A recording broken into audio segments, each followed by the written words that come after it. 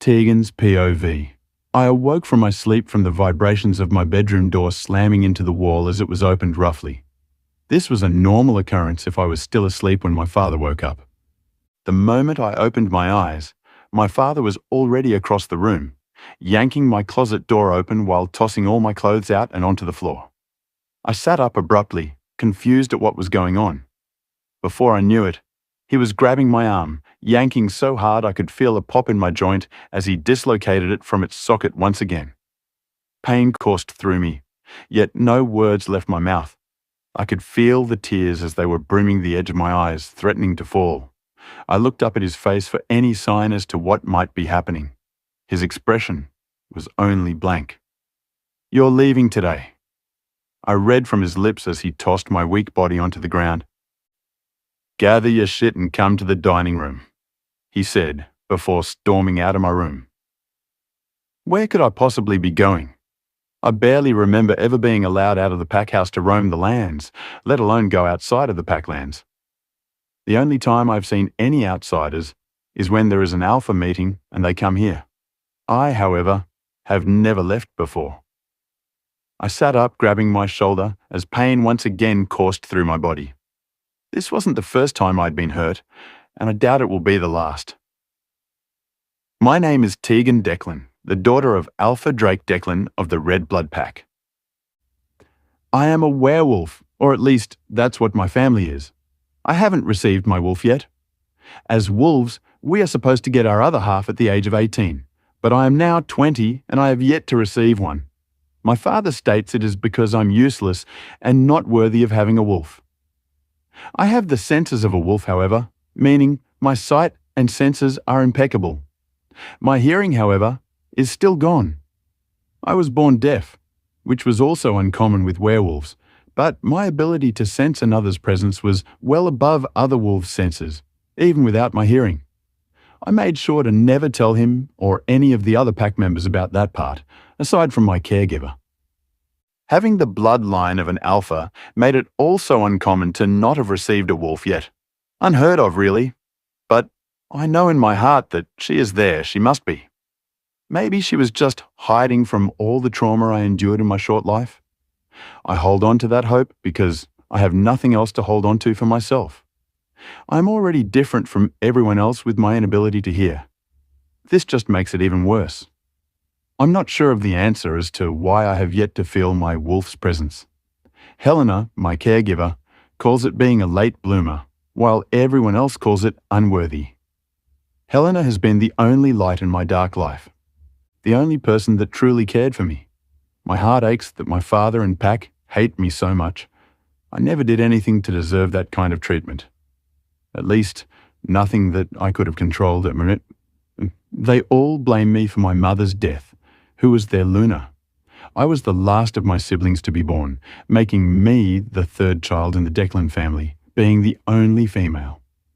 However, my birth brought a traumatic ending to my mother's life. She hemorrhaged while giving birth to me. The doctors did everything they could, but nothing they did could save her life from what Helena had told me. To top it off, I was born with the disability of not hearing. My father always says, being born with this ability makes me useless. He would always state that if we were to be attacked, I would die due to not being aware of my surroundings. I was no different from anyone else aside from not being able to hear, but that never stopped them from treating me cruelly and hurting me any chance they had. While lost in my thoughts, Helena came in switching off the lights on and off to let me know she was there, something she always did so it wouldn't startle me. "You shouldn't keep your father waiting." She signed to me.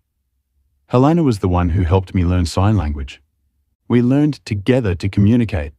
Nobody else cared to learn. They didn't care to communicate with a degenerate like me, including my family. A sigh left my mouth as I clutched my arm. I used my eyes to look between Helena and my dislocated shoulder since I couldn't sign. "He dislocated your shoulder again, didn't he?" She signed to me, her eyes showing how hurt she felt. I shook my head up and down in response. Helena came over to help. "This is going to hurt," she said without signing. "I have come to be an expert at reading lips, especially since nobody else would learn sign language. Helena grabbed a discarded shirt and put it in my mouth for me to bite down on.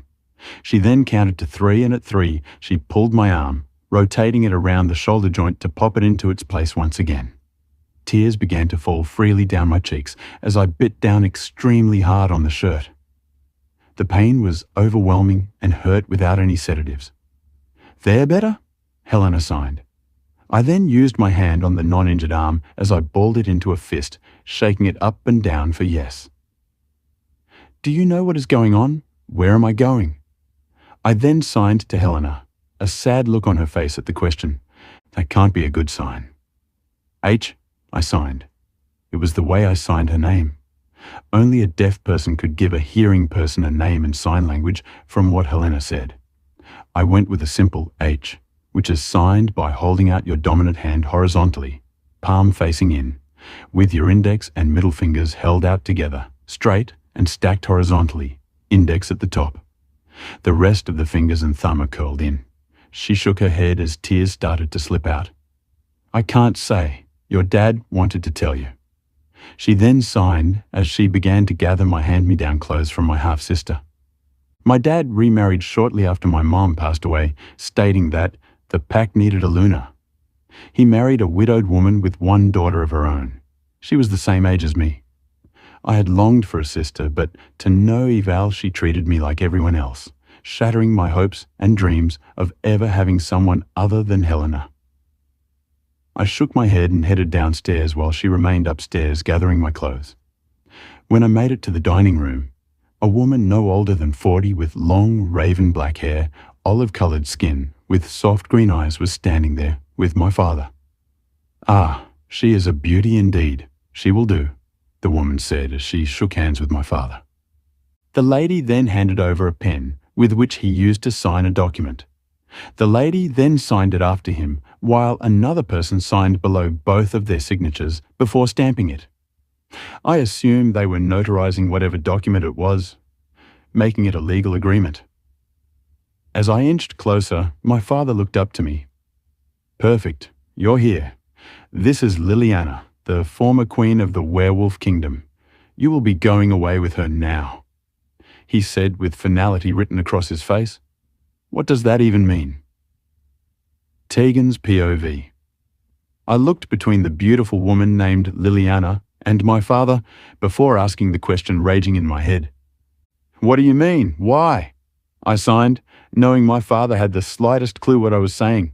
His face contorted to anger. "The girl can't speak?" I read off the lips of the previous queen. "She can. She just sounds weird," my father replied to her. "What do you mean, sounds weird?" She asked the next question curiously.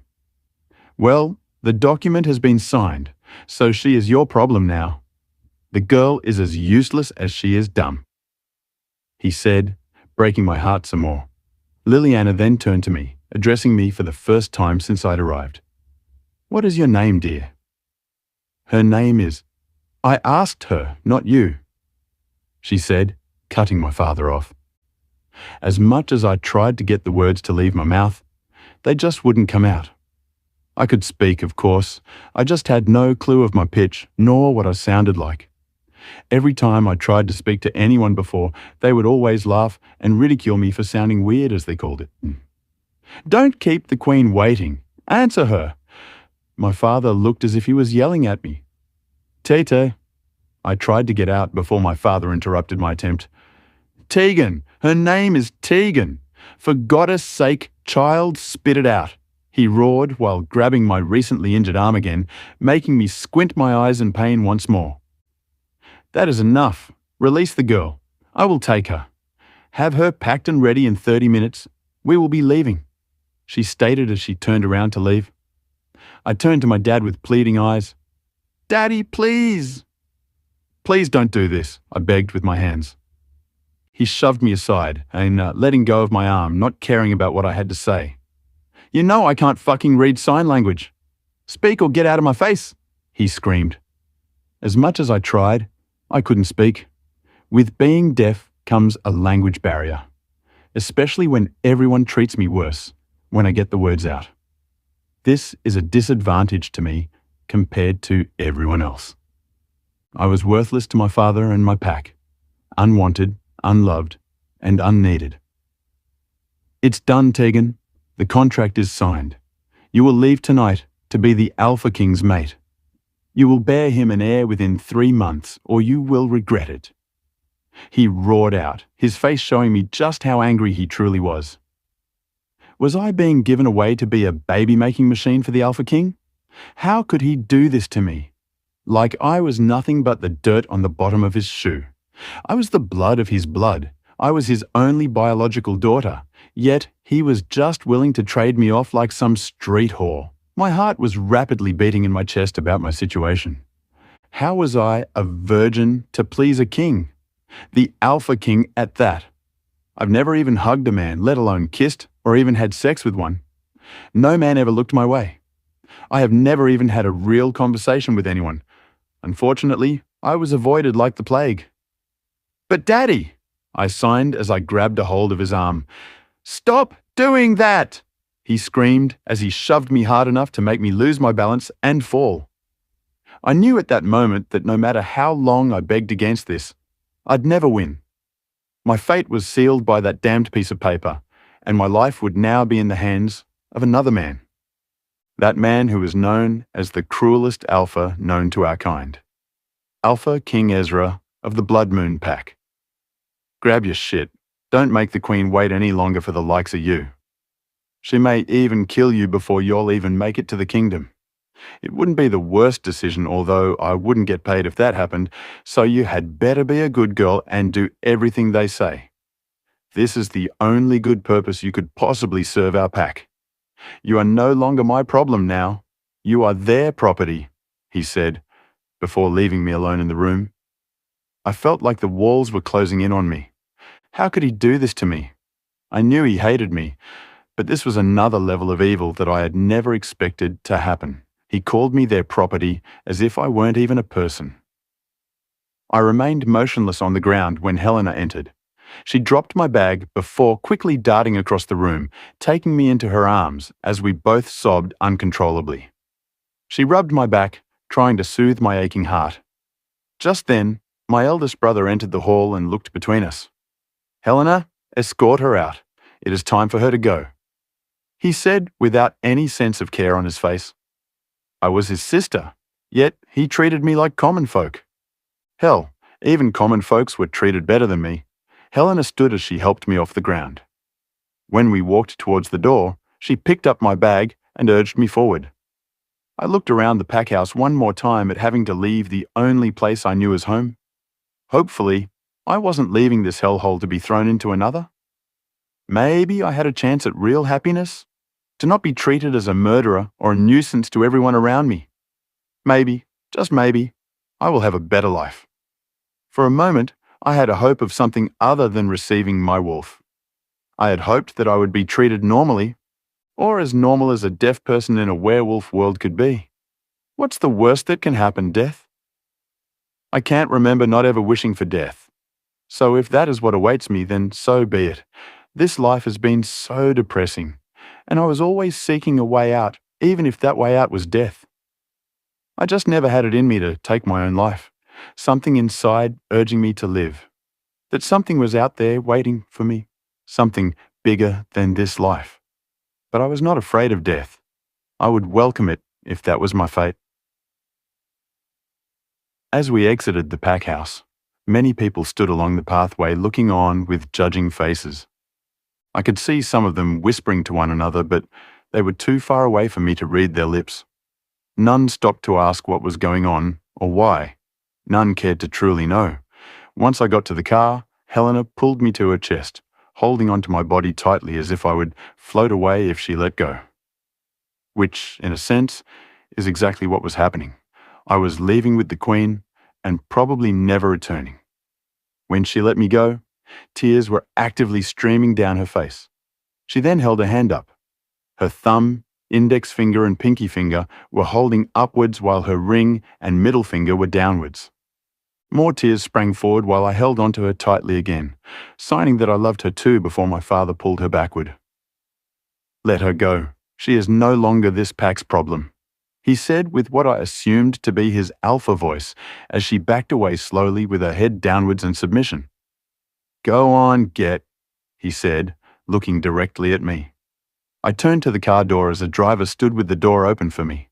I slid into the back seat of the car, my heart pounding in my chest once again as he took my bag from Helena and put it into the trunk. A moment later, the car went down the long driveway.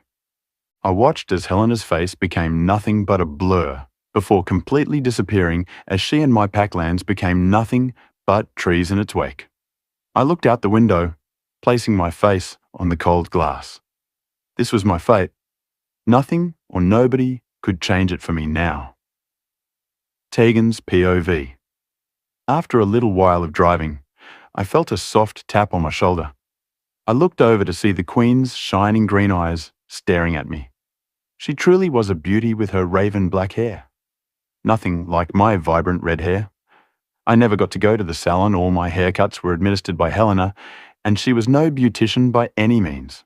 However, she knew enough to chop the dead ends off. I had long, flowing, curly red hair. Helena would have me sit at my vanity while she would gently brush my long hair. She always loved me having long hair.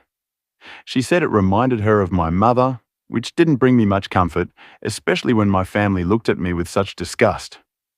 Maybe if I hadn't looked like my mother, then they would have loved me. It was a blessing and a curse, as my mother was gorgeous, but even I knew I couldn't compare myself to her. However, being told I looked like her made my heart swell.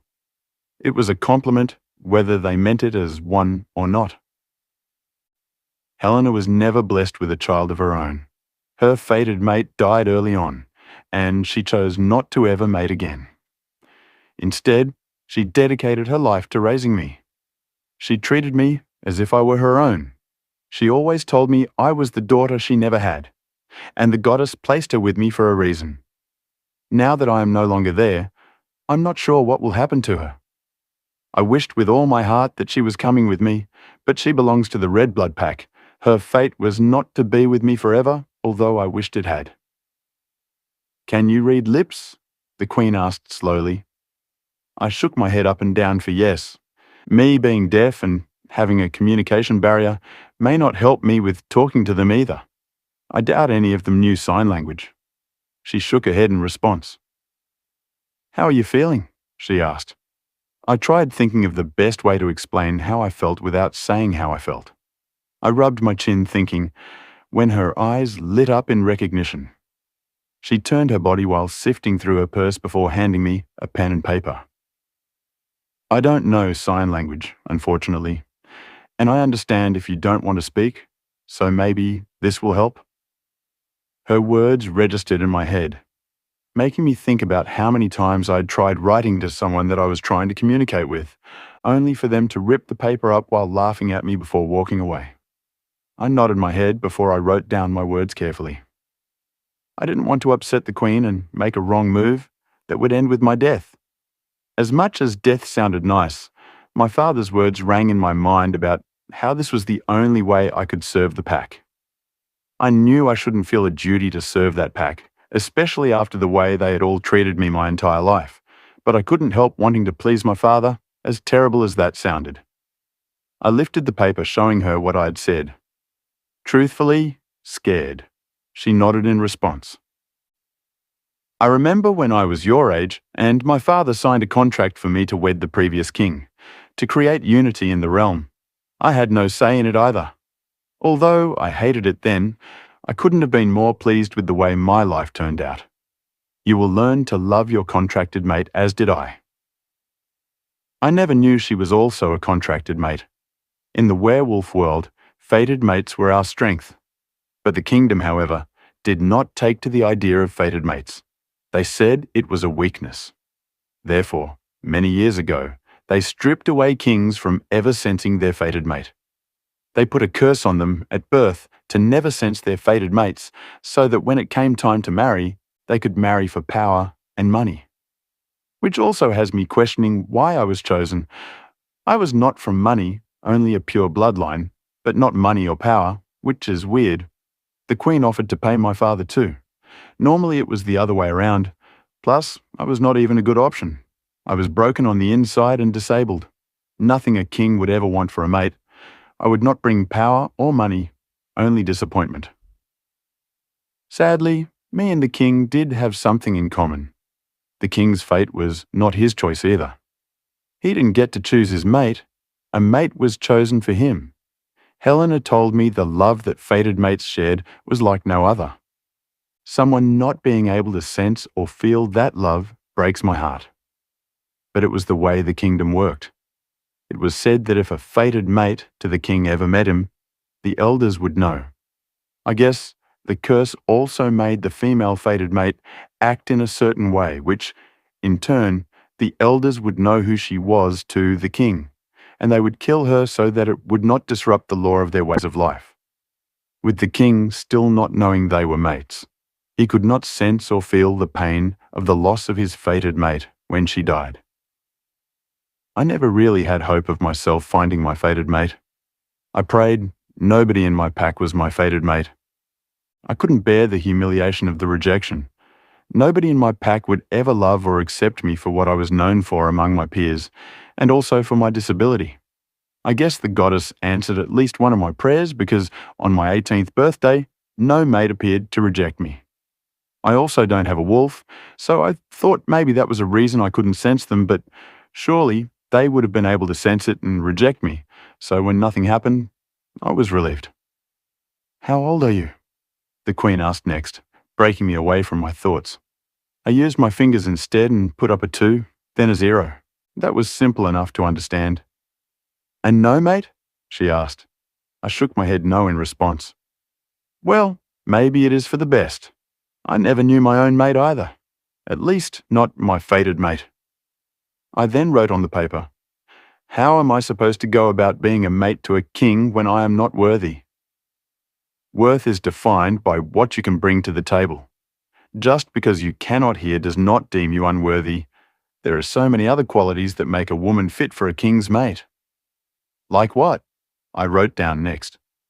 Like being a virgin so that the king can breed a legitimate heir, meaning no other man has laid a finger on you. Virgins are hard to find, you see.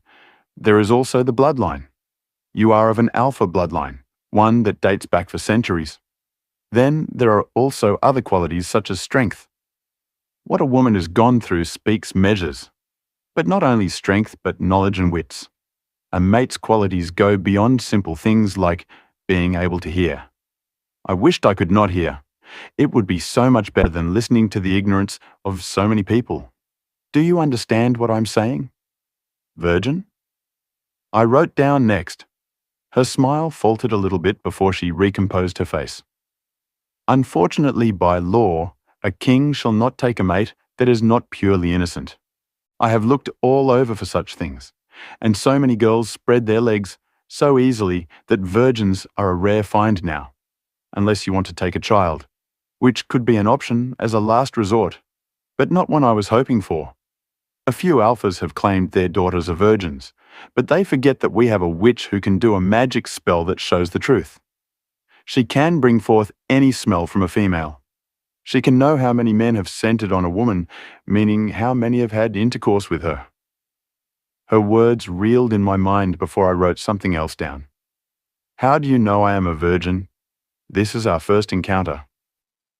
It is indeed, however. My witch has made contact with you and sensed the truth. You have laid with no other, which is why I made the trip out here to retrieve you. I felt violated, in a sense, disgusted, but she was telling the truth. I have never been with anyone. "We have a long drive. How about you rest up?" she said, ending our conversation. I nodded in response. I had too much on my mind to be able to rest.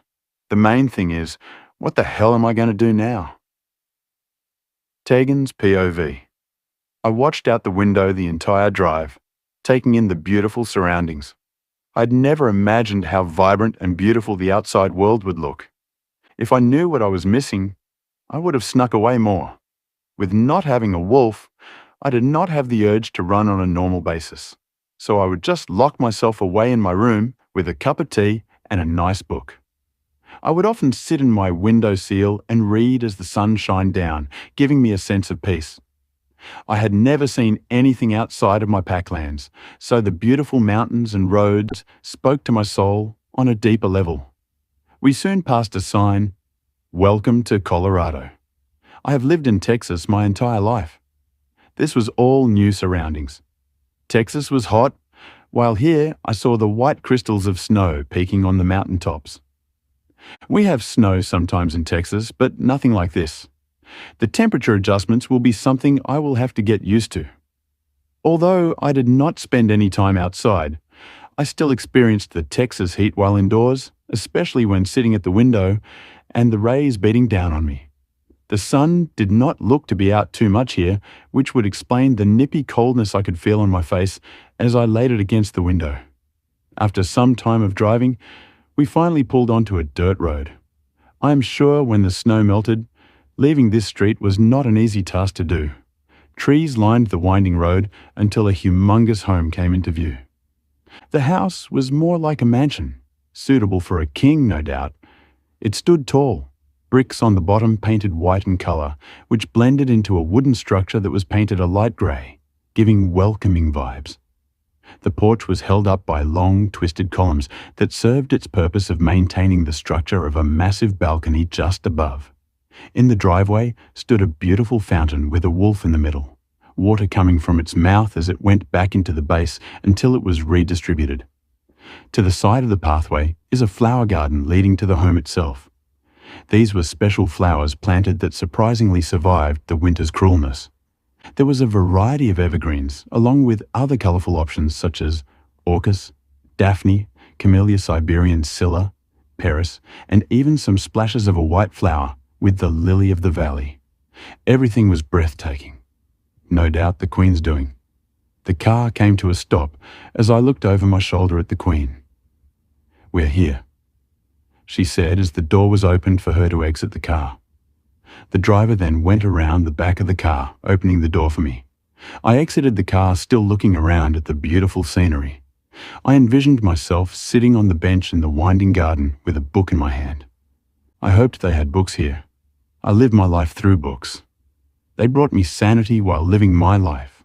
They also brought me peace I didn't have otherwise. A light tap was on my arm and my eyes, breaking away from the garden to see a small figure in front of me. The girl had brown, bouncing hair as it curled around her face, her hands clutching my bag, a hinge of redness on her plump cheeks.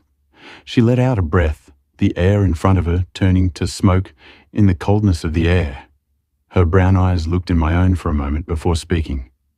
"This way, madam," she said, before turning around and trotting away in the direction of the house. I followed suit. When I entered the house, I gasped. The interior designers really have outdone themselves with this. It was like a section from home garden magazines. The pale white walls made the inside look bigger, although it didn't need help. It was already huge on its own. There was a big opening that served as the entrance. On each side were stairs that both led to the first floor, a balcony that overlooked the entranceway. At the top was a crystal chandelier that dangled down. Below the balcony was a hallway that led further into the house. I was sure to get lost on my own. It was so entrancing with its beauty. I had never had the pleasure of seeing anything more stunning with my own eyes. I was so caught up in my thoughts about how my life could be that I almost forgot what was happening. I was sent to serve the king in bed for an heir. I needed to remind myself of that so that I didn't lose sight of the truth. I was damaged and he would never truly want damaged goods like me. The Queen found love in her contract, but I had this churning gut feeling that I was entering a loveless contract, no doubt. How could I, the worthless, disabled, and useless daughter of an alpha, ever have true happiness? The answer was, I wouldn't. "Follow me, the king is waiting," the lady from before said, as she took my arm within her own.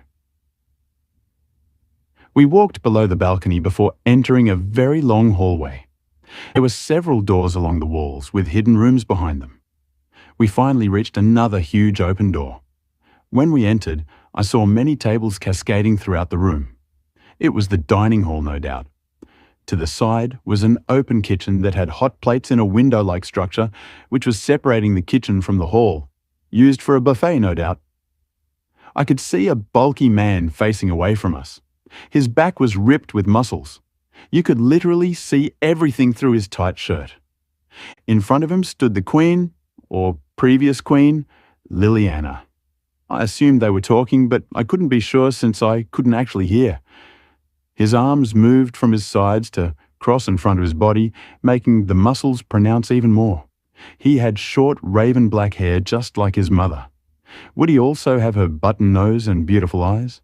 Or would that part of him favour his father? I had this sudden desire. No, it was more like a need to see his face. Seeing his backside made a sudden desire wash over me that I couldn't explain. Something inside of me begged for my body to move closer, to smell his scent, to touch his ripping muscles. A desire I had never had before. I contained myself, however.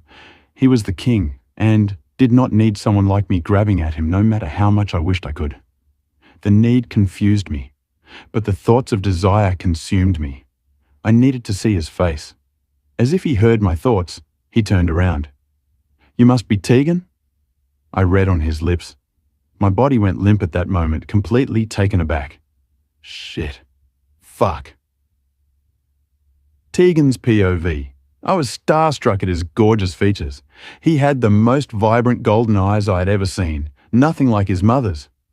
I assume he must have inherited this from his father. He had a chiseled face with a beard to match his hair. I wanted to run my hand inside his hair and beard to feel the texture difference. I was so lost with myself that I missed what he had said. A panic coursing through me that wasn't there a moment ago. His face turned into a scowl at not answering whatever he had said. "Forgive her, Ezra. She cannot hear." I read from Liliana's lips. "What do you mean she cannot hear?" He addressed his mother, but his eyes never left me. "She was born deaf," Liliana replied, immediately making my eyes dart away from his gaze, wanting to look anywhere but at his face. I don't think I could handle the disgust on his face about having contracted a mate such as myself. I then felt a rough hand grab my chin, bringing my green eyes to meet his golden orbs. A shiver ran down my body at the contact of his skin on my skin. I felt electrified all over, the feeling bringing on another wave of need I had never experienced before. "If you cannot hear me, how should you talk to me if you do not see the words leaving my mouth?" he asked. I couldn't sense if it was a gentle or harsh tone, his face giving me no indication as to how he felt. The vibrations from his talking also did not help me. He must have his expressions under lock and key. I normally can read a person's emotions from their facial expressions alone. Not being able to read him had me curious, leaving me wanting to figure him out even more. 3. I stumbled over my words, afraid of how he would react to my voice like others before he had. His eyebrows arched up, indicating he wanted to hear my reasoning. I gulped down the pooling saliva in my mouth before I pushed myself to speak once more. "I do not know, sir," I said out loud, praying he didn't make fun of my voice the way so many others had done. A small smile tugged at the corner of his lips before he released my chin and shook his head. "When we speak, you look at me. Understood?" He said I had this wave hit me with power, as if he was demanding, something that never happened even when my father tried using his alpha tone on me. I never had the urge to obey the tones even now, which is weird since he was the king of all werewolves. I guess since I couldn't hear them, it all affected me differently. Or maybe the part of having no wolf played a part too. However, this feeling that surged within told me I should just submit and nod in respect to the king. So that was what I did. I bowed my head slightly before I nodded in understanding. I then quickly looked back up to see if there was anything else he wanted to say. "Good girl," he said, before looking to my left at the lady who had brought me here. "Here's my phone. Put your number in it in case I need you," he said, handing me his cellular device.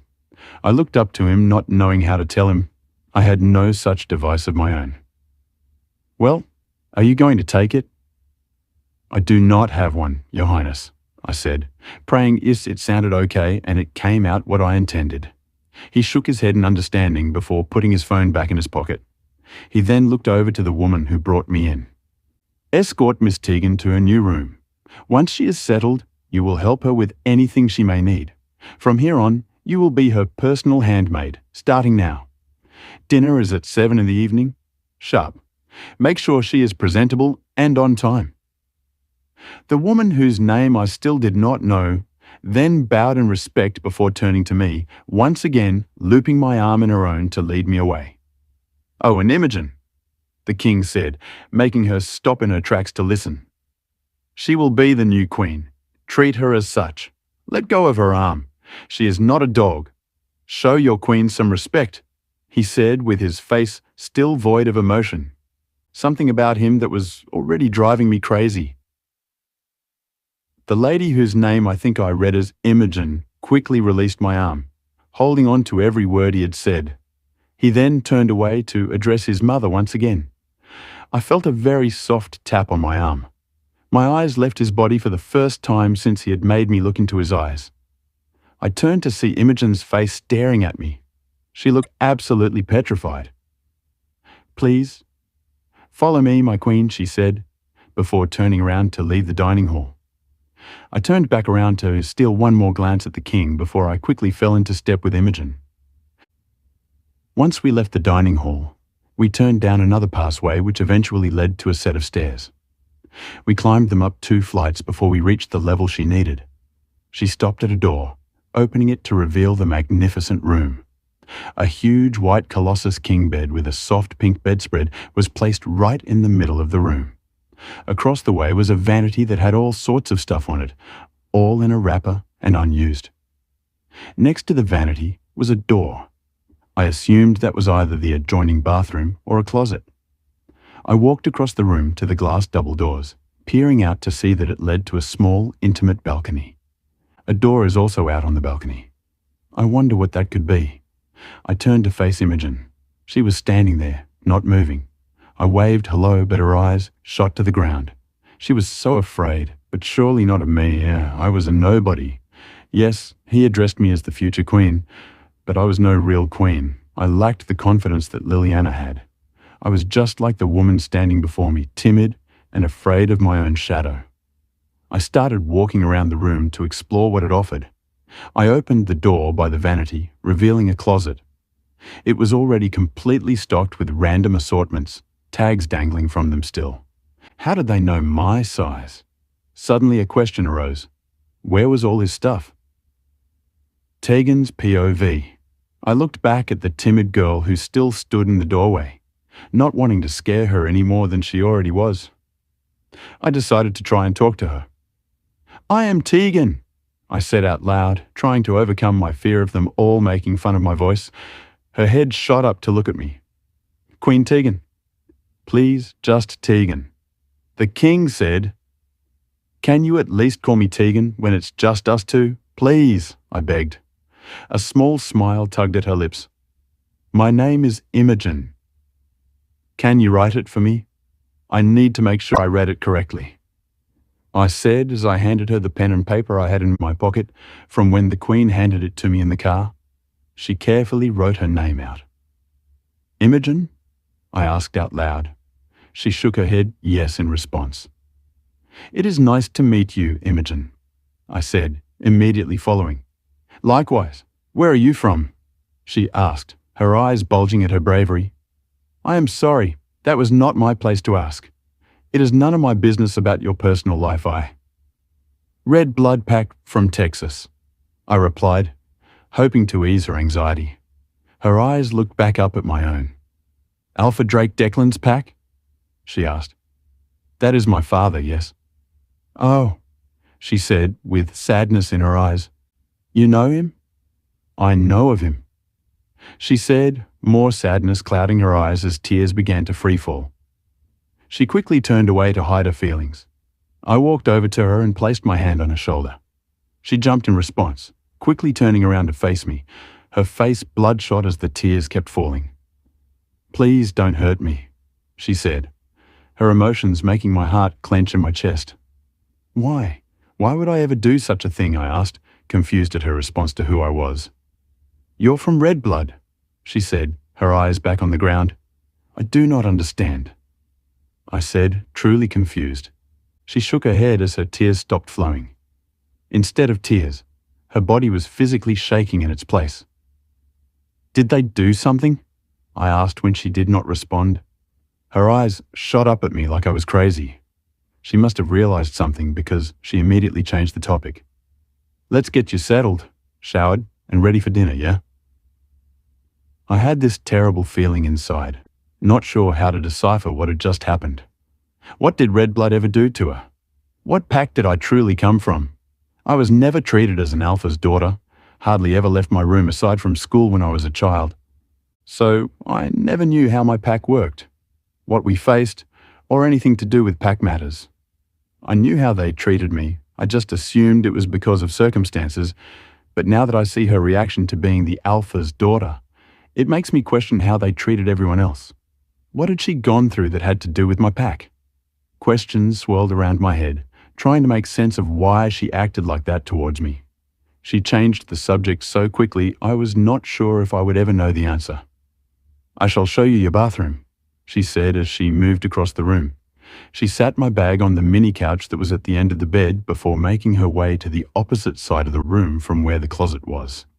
She opened the door, then flipped on the light switch, illuminating a cream tone wall. I walked over, peeking into the bathroom. It had a humongous tub. Along the same wall just further down was a walk-in shower. On the opposite wall to both the tub and shower was a long sink with tons of stuff spread out on the counter. There was a brand new toothbrush, toothpaste, some body wash, shampoo, conditioner, and a green loofah. Hanging on the wall next to the sink was a blow dryer, a curling iron, curling wand, a crimper, and a straightener. The bathroom was fully stocked with everything I could ever need or want.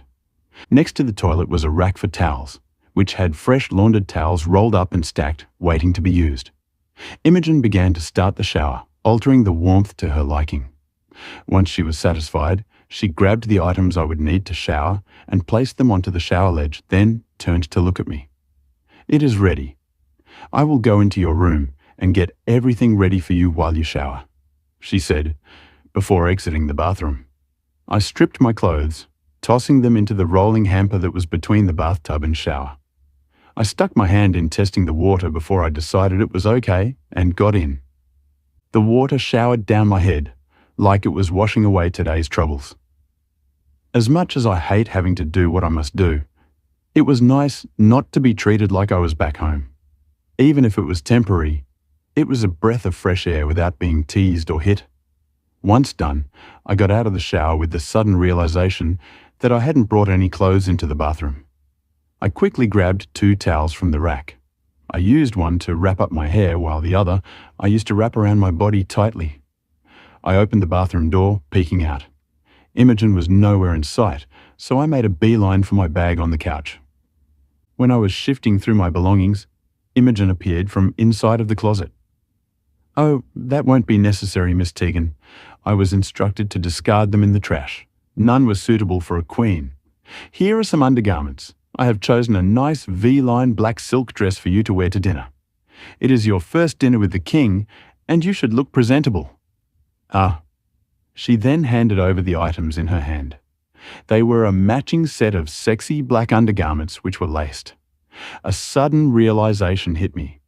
Was I expected to perform tonight? I gulped down my fear. Tonight would be the night. It had to be. With those sexy undergarments and that beautiful yet elegant silky dress, I was expected to look my best because he would bed me tonight. My stomach did a flip. I wasn't sure if it was from excitement about how he made me feel, or if it was because I was terrified. I realized that this was what I was contracted to do. I was to fuck the king, essentially producing him an heir. I just didn't expect it to be on the first night here. "Come, let's get you dressed. Get your hair in a nice hairstyle and do your makeup. We want you to be presentable," Imogen said, making my stomach once again do a flip. Tegan's POV. Imogen worked hard on my hair, in the end resulting in something more beautiful than I could have ever done myself. She had my hair in a half-up, half-down style, the top part with a fishtail braid, leaving a few strands to curve around my face at the front. The tail was lying down on the curled bottom half. It looked more like a wedding style rather than a dinner style. I felt fancy for the first time in my life. I did a once-over while looking in the full body mirror. The dress snugged tightly around my body, accenting all the right spots. The V-line dipped low in the back, stopping just above my bum. The back had a little stone string attachment that dangled down my spine. There was a slit on the right leg to show off my calf and lower thigh. She did my makeup to match my shoes, red. She had me wearing heels, the heels not being too high, maybe 3 inches. Thank the goddess for that because I've never worn heels before. My eyes raked over my body before stopping and making eye contact with myself. I felt as if I were looking at a stranger. Who was this person looking back at me? She was someone who looked confident, who looked fierce and brave. She was not me, yet she was. The makeup was that flawless.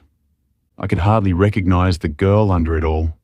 I'd never worn makeup before, so seeing myself with it made me feel like I could be the person looking back at me, a different version of myself. Imogen used a shade of red that blended into a cream color. My eyelashes were thick and very dark from the mascara. She used an eyeliner on the top of my eyelid, forming a curved line branching outward. Red lipstick was painted on my lips. The makeup made my green eyes pop. The entire look made me forget who I was for a moment. I felt like I could be this girl, confident, fierce, and brave. I felt alleviated. "It's time for dinner with the king," Imogen said, while tapping on my shoulder to get my attention. I shook my head as I followed her out the room. She used the key to once again lock the bedroom. I wonder why it needed to be under lock and key. As we walked down the hall, I almost face-planted on multiple occasions. Walking in heels was much harder than I had anticipated it being. I tried walking as close to the wall as I could to have something to help balance me. As we made it closer to the stairs, my heart fluttered with fear. I could barely walk on a flat surface without holding on to something for support. How am I expected to descend the steps without making an absolute fool of myself? When we came up to the top of the stairs, I looked down with a gulp. I can do this, I thought to myself. Luckily, there was a handrail that I could hold on to. I stepped down onto the first step, clutching the rail as if my life depended on it. I took each step very slowly, making sure to be as careful as I could. The last thing I wanted to do was fall down 2 flights of steps. I don't have a wolf to heal me like most do. I would be fucked with some broken bones and goddess knows what else. We finally made it to the ground level and were almost to the dining hall. My stomach once again started doing flips. A flutter of excitement coursed through me at the thought of seeing him again. This feeling was foreign and strange, one I didn't understand but wanted to. As we entered the dining hall, he was already seated at a table alone. Nobody else was around. When he noticed me, he stood in his chair. He looked gorgeous wearing a white button-up shirt, the top 2 buttons undone to show the top of his pecs with his sleeves rolled up to his elbows. With a suit coat draped over the back of his chair. He wore some black slacks that hung low on his hips, form-fitting, making them a little tight around his groin, showing a distinctive outline if you looked hard enough. Making me want to see what he had to offer, another weird thought I never expected to have from just the mere sight. Which, in all honesty, I wouldn't even know what to do with it if it was in front of me. It's not like I've ever seen one. Wolves are naturally acquainted with nudity, but I was never permitted to be around someone when they stripped to shift. My pack was commanded with the alpha tone to never change in front of me, which meant if I happened to be near, which was rare, they would hide to strip or just rip their clothes mid-shift. Therefore, I have never seen a man's other regions. I always wondered why, because nudity was supposed to be natural for our kind to see. But now, sitting here as the king's contracted mate, knowing the rules to be considered for the role, made me realize this was my father's plan all along. He ensured I was purely innocent by making sure I never even saw a man nude, let alone be touched by one. "You're dismissed, Imogen," he said, addressing my handmaid, which immediately brought me back to reality from where my intrusive thoughts were heading. Imogen turned and walked away, leaving just me and the king alone for the first time since I had arrived earlier today. "You look great," he said, while eyeing my body up and down. Suddenly I was hyper-aware of everything going on around me. He had a hungry look in his eyes, the first thing I'd been able to read from his facial expression since we met. I put my hand to my face, my fingertips touching my chin before bringing my hand back down, signing thank you. I was at a loss for words. Hopefully, my sign language wasn't portrayed as disrespect because the words just refused to leave my mouth. I felt like if I opened my mouth to speak, the salvation that pulled in there would fall out. "You're welcome, love. Come have a seat. I hope you like seafood. I have ordered lobster for our entree tonight," he said as he stepped aside, pulling a chair out from the table for me to sit. My teeth grazing my lips at the idea of being treated like a princess. No, more like a queen. I walked very slowly from where I was standing over to the chair, ensuring not to trip and make a fool of myself. As I sat in my chair, he then took his seat across from me, a feral look of need in his eyes while never breaking eye contact. "So, what makes you think you're fit to be my queen?" His question threw me off. Ezra's POV. I asked an intrusive question, but I wasn't wrong in doing so. She was weak, scared, and as far as I could tell, she had no qualities that a queen should have or portray to her kingdom. I'm not sure why my mother decided on her. Yes, my match had to be a virgin, but surely there was another she-wolf born of an alpha bloodline that had her virginity still intact. A she-wolf that was at least brave enough to speak when spoken to. Tegan was deaf, which was rare to find in a wolf. It is also not a good gene to pass down to your heir when breeding for the next king. Did my mother not take that into consideration either? What else was it about this wolf that would be deemed as unfit to stand at my side as my queen? I wasn't trying to be a dick. I was just looking out for the future of my kingdom as I thought my mother was supposed to be doing. I am just confused about what made her possibly think that Tegan was worthy of being the next queen. What made her think that she would breed a good heir to the throne? Being deaf was a quality I would hate my son to have. As a wolf, you need all your senses to be able to lead, protect, and stay alive. While lacking hearing would not benefit anyone, it could lead to mass destruction and the loss of many lives. It would not be a good quality for a king. Which brought me back to my question. What makes her think she is fit to be my queen? I want to know what she thinks her strengths are. Would they outweigh her weaknesses? The contract was signed and notarized, but anything could be null and voided with the right loopholes. One of which could be her not producing an heir within the 3 months given.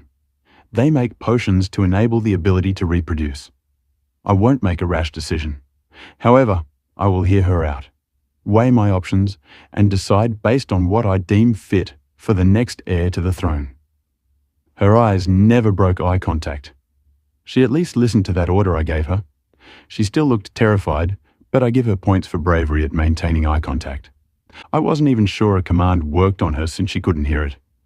Was that a good thing or a bad thing? If the command had no effect on her, then that meant she was maintaining eye contact on her own accord, which made me wonder how brave she was under that shy and timid demeanor. Not many could look me in the eye for long, even if the command was in place. They would still eventually break with the pressure of my gaze. But not her, which took me by surprise. "I'm not sure, Your Highness. I didn't know I was to be a queen until this morning. I don't have the answers you are seeking," she responded. Her voice came out in a soft tone with a little deaf accent which could only be described as a higher pitch, being extremely slow and laboured but a unique sound altogether. However, from what I'm hearing, she was brought here and not by her own will. Which leads me back to my question. Why would my mother deem her worthy of being a queen? Was it out of pity? You cannot deem one worthy of a leadership role, like being a queen, by feeling pity for them. I couldn't deny her beauty, though. Even when she appeared earlier in her worn-down clothes, her beauty was beyond measure. I had never had the pleasure of seeing another specimen as beautiful as her. But beauty is only skin deep. I needed to know what else there was to her, aside from her looks. I couldn't deny the way I felt the moment I laid eyes on her. I could feel her the moment she walked into the room. The entire atmosphere shifted. I felt a burning sensation on my back from her staring while I faced my mother. It sent chills down my body, something that had never happened before. There was something about being in proximity to her that made my stomach do these flips. Something else that I had never experienced in the presence of a female. "Okay, how were you raised? Do you have any formal training to be a Luna, or maybe any training in fighting?" I asked, curious as to what she had to offer. She blinked, a knowing look in her eyes as she gulped, and she shook her head no in response. "You're of Alpha bloodline, are you not?" "I am, but I was not permitted to be in training. My stepsister Ali took Luna classes, always bragged about what she learned. I was not able to partake in them because my father said I was not worthy of being a Luna, but I did pick up on some of the things she would brag about. I am sorry to disappoint, sir, but I was not treated as an Alpha's daughter." "And this Ali, is she of Alpha blood?" I asked while raking my fingers through my beard, trying to understand. "No, sir. She is no more than an Omega." "Yet your father found she was more worthy than his own flesh and blood, why?" Sadness washed over her at the question, but she composed herself quickly. "That was what he had said, sir." "So she had no training whatsoever. Why?" "Why did he deem you unworthy?" "My condition. He said I was not worthy of such a status because of my disability." "So he found you unworthy of being a Luna, but he did not seem to think you were unworthy of being a queen." It sounded rude, but in all fairness, it was a valid question. If I'm being honest, I don't think he thinks I'm worthy of even breathing. He was offered money for my virginity, which he would not refuse. Plus, with his opportunity, he got to get rid of me, the one he hates the most. My heart clenched with her honesty. I have never cared about people's feelings before, so why suddenly does her feelings make me want to embrace her, to shield her away from those thoughts? Why would he hate you? More sadness clouded her eyes as she fought to hide it. Because my birth brought death to my mother, and on top of that, I was born disabled, which led him to believe I was the one who should have died, not her. The doctor tried to save her once I was stable, but it was too late. She was gone. I couldn't imagine the pain she felt about being blamed all her life for her mother's death. But her disability was a disadvantage to our kind. Did that deem her completely unworthy, though? Was there more to her than her disability? That is what I wanted to find out. Tegan's POV. His questions were a sore spot for me, but I wasn't going to shield the truth, especially when it's public knowledge in my pack and is not hard to find out. Why did she die while giving birth? My cord was wrapped around my throat as I was coming out. Something ruptured from the inside from what I was told, and she begged him to save me over her. Then why would they blame you if it was her request? My dad wasn't there to command him to save her instead. Otherwise, I wouldn't be here today. She hemorrhaged because of a rupture that I caused. Therefore, her death was my fault, and he made sure to always let me know. How did they treat you? I sat and thought about the answer for a moment, trying to find the correct words to say. It wasn't all sunshine and rainbows, nor was it close to a fairy tale life. But I had food to eat, clothes to wear, and a roof over my head. So I can't say my situation was as bad as some may have it. I couldn't seem to tell the full truth about the hateful man that raised me. He didn't deserve to be seen in the light, but I felt the need to hide how cruel he was.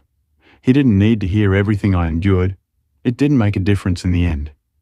He seemed to understand as he shook his head. At that moment, the kitchen door swung open as one of the kitchen staff members started to bring the food out. They rolled out a cart with 2 platters of food on them, both of which were covered with a fancy cloche which was concealing the food inside to keep it warm. "Your dinner is served, Your Highness, madam," he said as he bowed before both the king and I as he placed the plates before us. He then removed the cloche, the steam rising. The food looked and smelled phenomenal. I never had anything as fancy as lobster before. I was not supposed to eat the expensive food. I was served the cheaper foods, which was fine because, in the end, The food all processes the same. However, a thrill of excitement wavered through me at the thought of trying a new food item. A fully loaded side salad with ranch was placed on the right. The entree plate next to it had a lobster that was already deshelled, which was sitting on top of some asparagus. The top of the lobster was smothered with mashed potatoes and drizzled with what appeared to be a gravy. Next to the masterpiece was a side of glazed carrots. I could feel my mouth beginning to salivate from the amazing aroma of all the smells of the food combined. I could feel my stomach begin to have a small role in it. I felt a vibration from a tap on the table, so I looked up to see him staring at me intently. Hungry? Was my face showing it? I mean, of course I am hungry, but how would he know unless some drool slipped from my mouth? I could hear your stomach growl. He answered my question like he could read my mind. Does it make noise? I asked, not knowing. I always ate alone, and nobody ever mentioned it before. A smile tugged at the corner of his mouth. The rumble you feel when you're hungry makes an outward noise whose sound resembles the feeling of that deep rumble. He explained, leaving me completely embarrassed. What other things does my body do that makes sounds along with how it feels? My face must have mirrored how I felt because I could see his mouth move as if he were laughing. Was he laughing at me? Can I ask a question that may not be too appropriate in this setting then? I asked, now full of curiosity, ignoring the possibility of him making fun of me. Go ahead, he said, as she shoveled a bite full of food into his mouth. When your butt has a feeling before, well, you know before it vibrates, then a smell follows after. Does it also make a sound? He just about spit his food out his mouth as he started laughing so hard he had to wipe tears that were rolling from his eyes. I assume not sad tears, maybe happy tears. A fart? If that is what it is called, yes. Does it also make a sound? Very much so. Some are silent, but most make noises. The sound ranges from quiet to loud. I could literally feel my eyes as they bulged at the sudden realization that I'd been making noises from my butt around people and not even knowing. Lucky for me, I wasn't around others much. But the few times I'd been, and I let them slip, it made sense as to why others would point at me and whisper, or why they would laugh and keep walking. An entire new embarrassment formed, as well as a new fear that was now unlocked. And the vibrations from burping? I asked next, knowing the answer was most likely the same as the last. Yep, nearly everything has sounds. Great, I murmured, hoping it was low. So you just let them rip in front of people? He asked as a smile formed on his gorgeous face. Apparently, I said, as I finally took a bite of the food for the first time, sighing in content from the taste.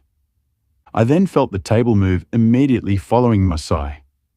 I looked up to see a hunger in his eyes, but not the kind you would see for food. It was a more primal look. That also makes a sound, he said, his eyes becoming a little darker than before. What kind? I asked curiously. One that is reserved to be behind closed doors, while alone together. He said, making me confused. But we are alone and behind closed doors, I stated. Not these doors, he said, making me confused. Then what kind? I asked as I took another bite, enjoying the food more than I had ever enjoyed food before. His lips turned into a pout as he bit down, his upper lip barely showing his teeth, biting tenderly before he slowly let his lip release from his teeth. It looked more seductive than I think he meant it to be. No, Tegan, I mean when two people are behind closed doors alone. When they strip naked, he sticks his dick at the entrance of her pussy, playing with the wetness before he gently enters her wet fold slowly. Upon entering her, his dick then pulsates inside, making her pussy clench in response, which she then sounds off this vibration that is called a moan, which should be a sound that is shared alone behind closed doors of a bedroom. I dropped my fork. Looking at his face, confused feelings twirling in my stomach at his description. "And I made that sound?" I asked. "You did," he said with a smirk before putting another forkful of food into his mouth. Ezra's POV, the moans leaving her mouth, sent a thrill of excitement through me, a sound that my body reacts to on its own accord. My wolf was on edge, something he had never done before in the presence of a woman. I was glad I had requested the dining hall to be closed to the pack for the night. It not only gave me a chance to speak to her freely without having others here, but now I see the effect she already had on me. And that is also something nobody needed to witness. I would need to control myself better around her, especially in the company of others. The last thing I needed was a weakness. I haven't found a weakness within myself yet, and I didn't plan to obtain one now. Use more of those sexy words. I can smell her. She wants us. My wolf roared in my head. Not now, Kingston. This is not the time nor the place. I tried reasoning with my wolf. Then when is it the time? I want her. She wants us. Right here, right now should be the time. Here on the table, her begging for it. I bit my lip to hold back my inner urges. She was a flower, a delicate flower, one that cannot be bruised by a rough touch. She needed to be delicately plucked, which I had every intention of doing. Whether she wasn't worthy of producing an heir or not, she sparked an interest in me, one I simply refused to ignore. She initiated a flame that was now burning inside of me. The only question was, if I gave in to these temptations, would I get burned in the end? So, no physical combat training, no lunar classes, no nothing. What would you be able to bring to the kingdom as its queen? I asked. I would be willing to take any necessary courses or training to become what I am expected to be. You would take combat training. I would, Your Highness. Please, you're to be my queen. Call me Ezra. The formalness kind of felt strange coming from her mouth, plus my body begged to hear my name ripple off her tongue, even with a deaf accent. I've taken a liking to it already. The uniqueness of it makes me like it when she speaks. Okay, well then, Ezra, I would be nothing more than pleased to start any necessary training to fill my role as the queen. My name coming out of her mouth sent another wave of desire through my body. If I didn't calm down, I would most certainly rip off that silky black dress and ravish her body like a savage. But I would give her some time, not much, but definitely wouldn't take her on the first night, even if my body begged me to. She knows her duties and what she was contracted to do, but I was no animal. I mean, technically speaking, I was an animal of sorts, but at the same time, I held respect for women. I had no intention of forcing her to mate on day one, especially after learning it was not her option to come. She needed some time to come to terms with what was happening. I wanted her to want me like I wanted her. Very well, you will start training immediately. You will undergo daily courses. You will have queen studies with my mother in the morning after breakfast. Then, when lunch is served, you will break from those studies to eat. Following lunch, you will then have combat training. You will not train in a big group, not at first. You will have personal training sessions, trading off with a few different trainers every week to get a variety of options. She shook her head in agreement. Before I continued, once you are comfortable with combat training, I will take up sessions with you. Understood? Yes, Your Highness. Ezra, I said, interrupting her. Yes, Ezra, she said before we continued eating our meal. I watched as she would roll her eyes when she took a bite of something she liked. She made every effort not to make that amazing sound again. I really wished she had, though. It was a wonderful ring in my ears. I decided then that she may be deaf, but I wanted to see what she was capable of. Would she be fit for a queen status, even with her disability? I will put her to the ultimate test. Test her in ways she had never been before. It will either make her or break her. That is what would tell me if she was worthy of being at my side as my queen. I could overlook her not being able to hear for the right reasons. It's not something I would prefer my heir to have, but if she proves herself worthy, then maybe the disability wouldn't be a disadvantage after all. Only time will tell. Did you enjoy the room provided? Does it have all you require? I asked, trying to make casual conversation. Her eyes looked up from her food to observe me. It is wonderful, thank you, she said, but I could see something lingering in her eyes. What is bothering you? It's just, wouldn't we share a bed? Her question confused me. Doesn't she want her privacy within her own quarters? Not right now. For now, I want you to adjust to this life. Maybe later on we'll share a room and bed. Maybe? She asked with a little sadness clouding her eyes before she shoved it aside, but not before I saw it. We will cross that bridge when we come to it. I couldn't tell her that before she arrived, I had a life that involved another. It is over now, but I still needed time. I would not take a mistress, nor would I dishonor my betrothed queen. But I needed time to let that life go. I needed to accept my fate and accept I would never have a choice of who I wanted. But something about her made me want to let go of caring faster. Something inside of her screamed for me, just like my wolf inside of me screamed for her. If you are finished, I would like to walk you to your chamber, if that is okay?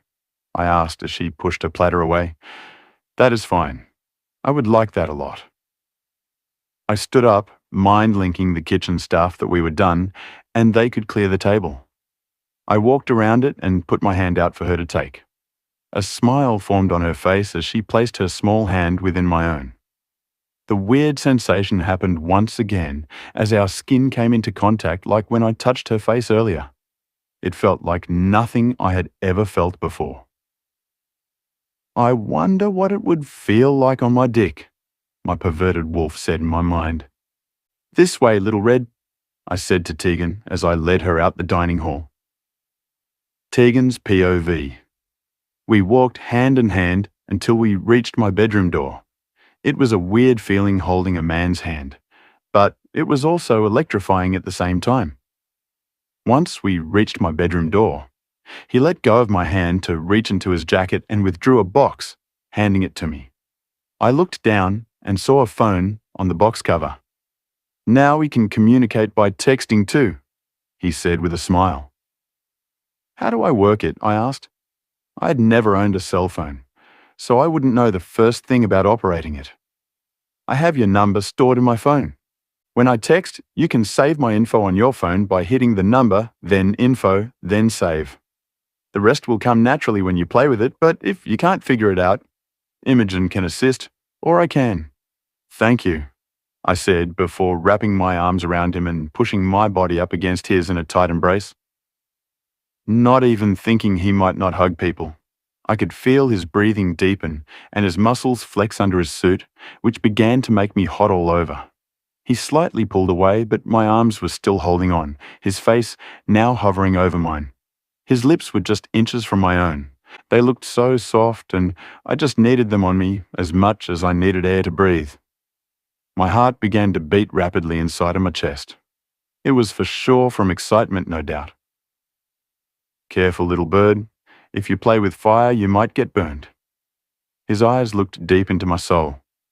I may like the pain, I said confidently, biting my lip in a seductive way, not knowing where this sudden burst of confidence came from. At that moment, his hands tangled in my hair as he smashed his lips onto mine, while pushing my body backwards until my back hit the wall.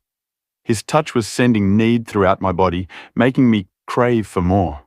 His hand slowly slid from my hair down my body to the slit of my dress, then slipping under it as he grabbed my ass, hoisting me up, making me let out a moan. He took the opportunity by shoving his tongue in my mouth, our tongues now dancing around with need. My legs wrapped around his body as his body began to move against my own. I could feel something hard hitting my inner thigh, making me moan again. I needed him, and I didn't care if it was right in this hall, up against the wall. His mouth broke away from my own as we both tried to catch our breath. He then latched onto my neck, making me moan out as he sucked on my marking spot, leaving a burning sensation in its wake. Ah, God bite me was all I could think. I wanted it more than I have ever wanted anything in my life. But instead, his sucking changed to light-pecking kisses as he released my body and sat me back on my feet. "Night, little Red," he said, before kissing my forehead, turning around and walking away, leaving me standing in the hallway with a need that he did not manage to meet. I thought he wanted me. Weren't we supposed to be fucking to create an heir? Why didn't he ravish my body and take me raw right here? I needed him deep within me, and I'm not sure how much longer I could wait.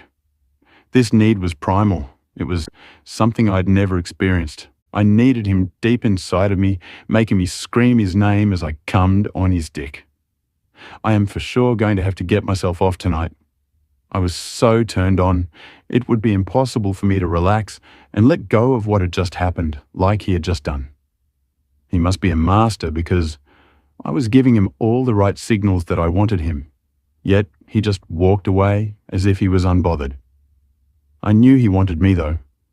I felt his hardened dick on my inner thigh. He wanted me just as badly as I wanted him. I will just have to give him better signals next time. Maybe touch him too. I'm just so confused about how he can give me a single look, and it makes me hot and bothered. This has never been an issue before. Not that I was allowed around many men, but the times I had, none made me want to rip their clothes off before, especially a stranger, so why does he send that primal urge through my every thought and action? I felt this need from the moment I walked into the same room as him. At this point, it was more than a contract to me. I felt this uncontrolled sense of emotion for him already, and I hardly knew him. Was this what a mate bond was? Was Ezra my fated mate? Without a wolf to tell me, it was hard for me to know for sure, especially if he was indeed my fated mate, and the spell they casted on him as a baby had prevented his own wolf from recognizing the bond. If he was my mate, which would make sense to how I am reacting to a total stranger, then I am truly fucked. If the elders of the kingdom got a whiff of this or found out, I would be dead. I needed to figure out how to withdraw my emotions around others. The last thing I needed was someone to suspect anything. Until I know for sure, I cannot act irrationally just like I had just done. If anyone were to have seen that, they would suspect something was up. A virgin doesn't just throw herself at someone the way I have just done. But then, in the same breath, why was he acting the way he was? The spell was cast so that the king could not sense his fated mate. The whole purpose of why the spell existed was to conceal those urges and needs that a fated mate gives you. So, he shouldn't be having the same feelings I had if we were fated mates, right? Everything was so confusing, and I needed to get to the bottom of it, and fast. My life could be in danger if I wasn't careful. I needed to find their library and read up better on fated mates. I needed to protect myself if what I was feeling inside was true. Alpha King. Ezra Hendricks is most likely my fated mate, and if anyone found out, I would be dead. The word mate kept ringing in my head as if it were more than myself thinking it, making the sexual urges I had a moment prior vanish. I guess I didn't need to please myself after all. Fear took care of that for me. Reality was starting to sink in. I truly was fucked. Ezra's POV. If I hadn't been careful, I would have taken her right then and there up against the wall. She was perfect to a default. Her body begged for me. Her smooth legs, rounded ass, her nice breasts that popped from the top of her dress. It all screamed to be worshipped. When I ran my hands in her hair, it all felt so natural, like second nature, something I never expected. I keep trying to find anything that isn't attractive about her, but I come up short every single time. Her disability wasn't good for a king to possess, no, but it fit her. It made her more appealing, and I have no clue why or how that was even possible. When I made it back to my room, Lydia was sitting on the edge of my bed with a scowl. "Lydia, we've talked about this," I said, rubbing my face out of sexual frustration about walking away from what I wanted and out of pure frustration that I had to repeat myself again to her. "Come on, you can't be serious." "I am very serious. It wasn't a joking matter. This is happening and you need to accept that." "How can I accept something like that? I thought it was a joke. Why would I joke about something as serious as that? I just thought that I would be your queen. Lydia, we've been over this. You do not meet the standard requirements to be the king's mat. It's not my fault that I don't meet those requirements. When we had sex, I was a virgin. I didn't know what I was giving up, she screamed, interrupting me. I was foolish and it should never have happened. She was my first too. I was young, dumb, and in love. But I fucked up and slept with her before it was time to find a suitable match. When I mentioned her as a possible suitor and the witch had done her spell, my scent popped. My mother was very unhappy I had sex before my contract. She said I was to be a virgin, as was my bride, to prevent any illegitimate heirs. I didn't know we would be searching for virgins like that. I was so sure they wouldn't know. But I was wrong. So now I am about to marry another, and as much as my human heart wanted this woman sitting before me, it just can't be like it was between us. Not anymore. I know, Lyd, I wished there was something I could do. You're the king. Reverse the requirements, she said as she stood up from my bed, now standing directly in front of me, taking my face between her hands. Her touch didn't send shivers down my spine like Tegan's touch did. I cannot let another girl take you. I love you, she said as tears started falling down her face. Lyd, come on, we can't do this. Last night was it for us? I said, taking her hands from my face. No, it can't be, she said as her face lurched forward, hitting my face as her lips captured my own. Her hand quickly slid down my abs, grabbing my cock from outside of my pants. It was all rushed and felt wrong. For some reason, my dick was still soft and refused to get hard, something that never happened. Make her stop. She is not Kingston's queen, my wolf screamed in my head. Normally his horny ass would be begging me to take her rough. His behaviour was awfully confusing. He has no real bond with Tegan, at least not yet, so I didn't understand his attachment to her yet. I hadn't marked her or banged her, so how could one evening make him completely reject who we had spent the last 3 years with? I quickly grabbed her hand from my dick, stopping her, while leaning my head away, breaking the kiss. You smell like another she-wolf. You held her close? Do you? Do you not want me anymore? She said, tears falling down her face as she stumbled over her words. I have an obligation to another. I cannot take you as a mistress. It is not fair to you or to her. You both deserve so much better. This stops tonight. You cannot come to my room. You cannot come to my floor. You cannot accidentally touch me in any way with your hand or your lips. I am your king, and she will soon be your queen. This is done. You have to understand. So, you pick your duties as a king over me, over us, over our love? Is that it? I'm sorry, Lyd, yes, you knew that. Fuck, I can't do this. Leave, I said before she stormed past me and out of the room. I couldn't bring myself to tell her that I loved her. It felt wrong in so many ways. It always had. But now, even more so. Yet just the night before, we cuddled in my bed as I told her it would always be her. But what I felt for her wasn't enough to put my duties aside. My kingdom has always come first. We were never publicly seen together. I never took her on a date. I never had her over to any gatherings for close friends and family.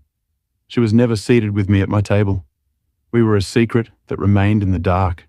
She came at night and left at dawn. So was that even love? Not wanting to show them off, to keep them a dirty little secret.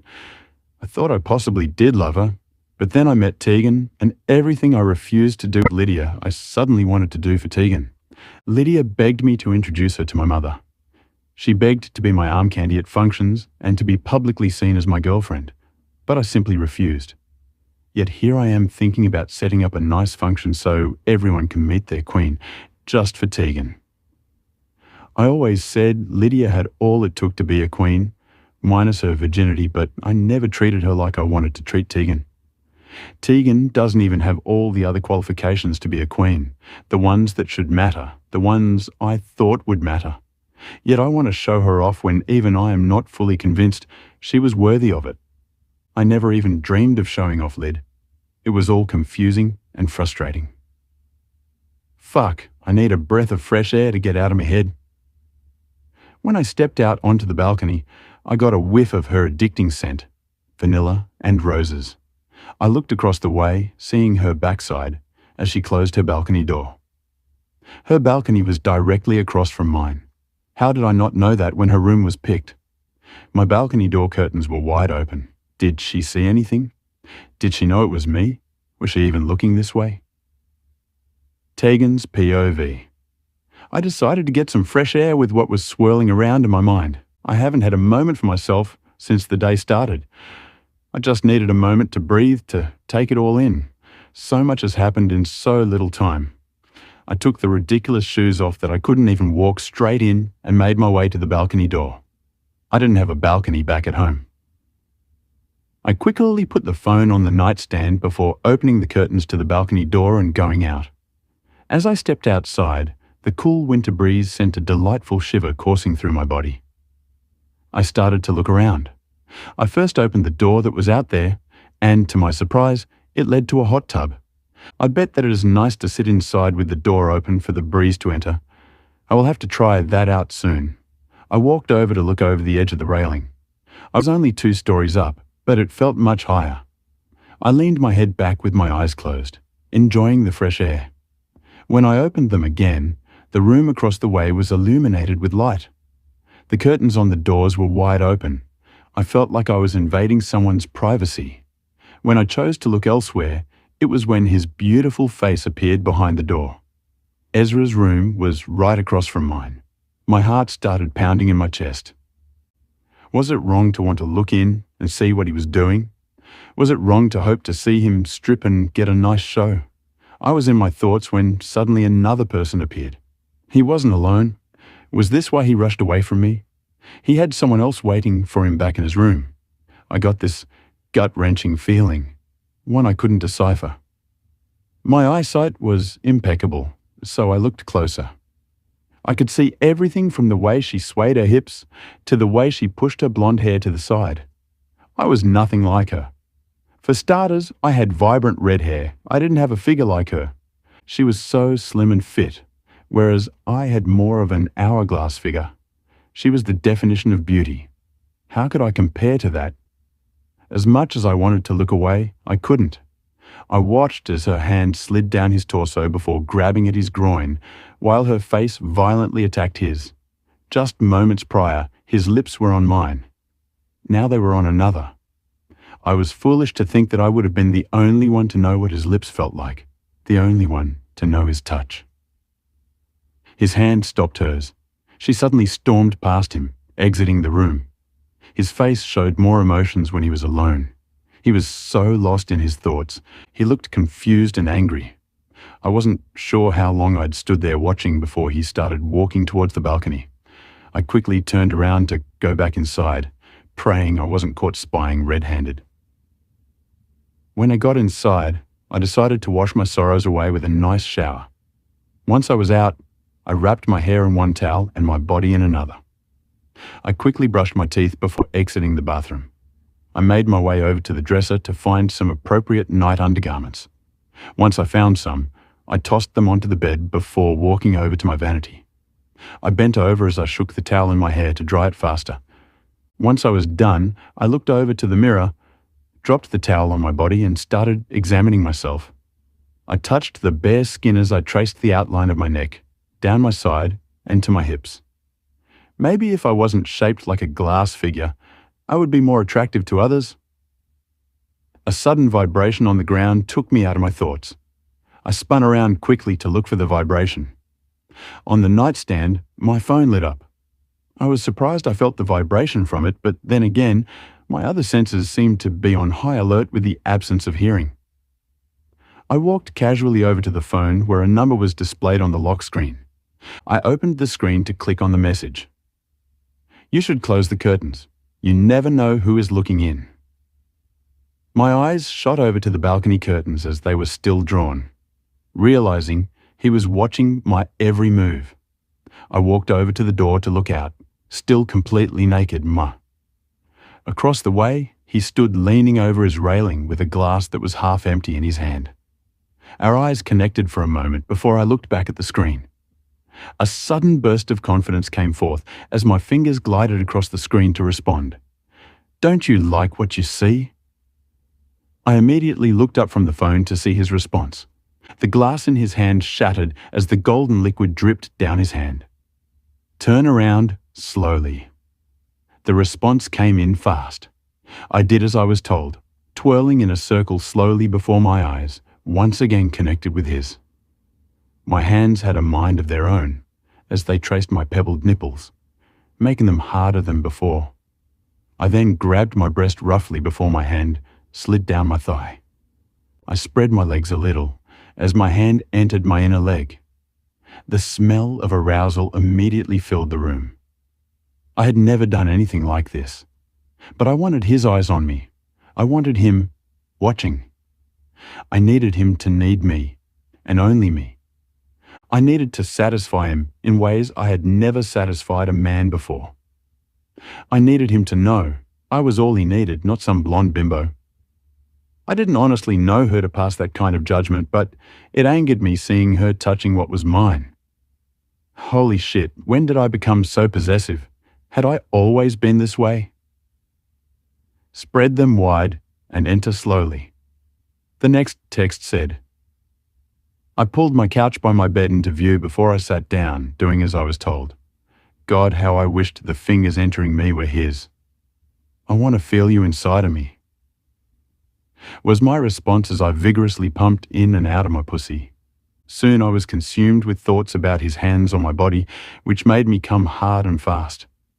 My body shook as the orgasm rippled through me. The vibration of him responding brought me back down. Good. I want you to do that for a few days. Prepare yourself, because next it will be my cock that will enter that sweet, tight pussy. I looked up at his balcony with no sign that he was ever there. Tegan's POV. The next week flew by. I was antsy about seeing Ezra, but to my disappointment, he was nowhere to be found. Was he ignoring me? Was he with her? I was already up when Imogen slowly entered the room. I haven't had the chance to roam the grounds just yet. I spent the last week cooped up in my room, coming to terms with my new life. Imogen was the only one who came, nobody else. However, now I was ready to leave the comfort of my room. Can we go downstairs for breakfast? I asked, hoping she would agree. Yes, ma'am. Please, Imogen, just call me Tegan. She shook her head in understanding. I will escort you to the dining hall if you're ready. I followed behind her as we left the room. When we reached the dining hall, all eyes were on us. I haven't had the chance to meet anyone yet. I stood behind Imogen, scared of what they might think. Imogen looked over at me confused. Someone of my bloodline should never cower. They should stand tall, own the room.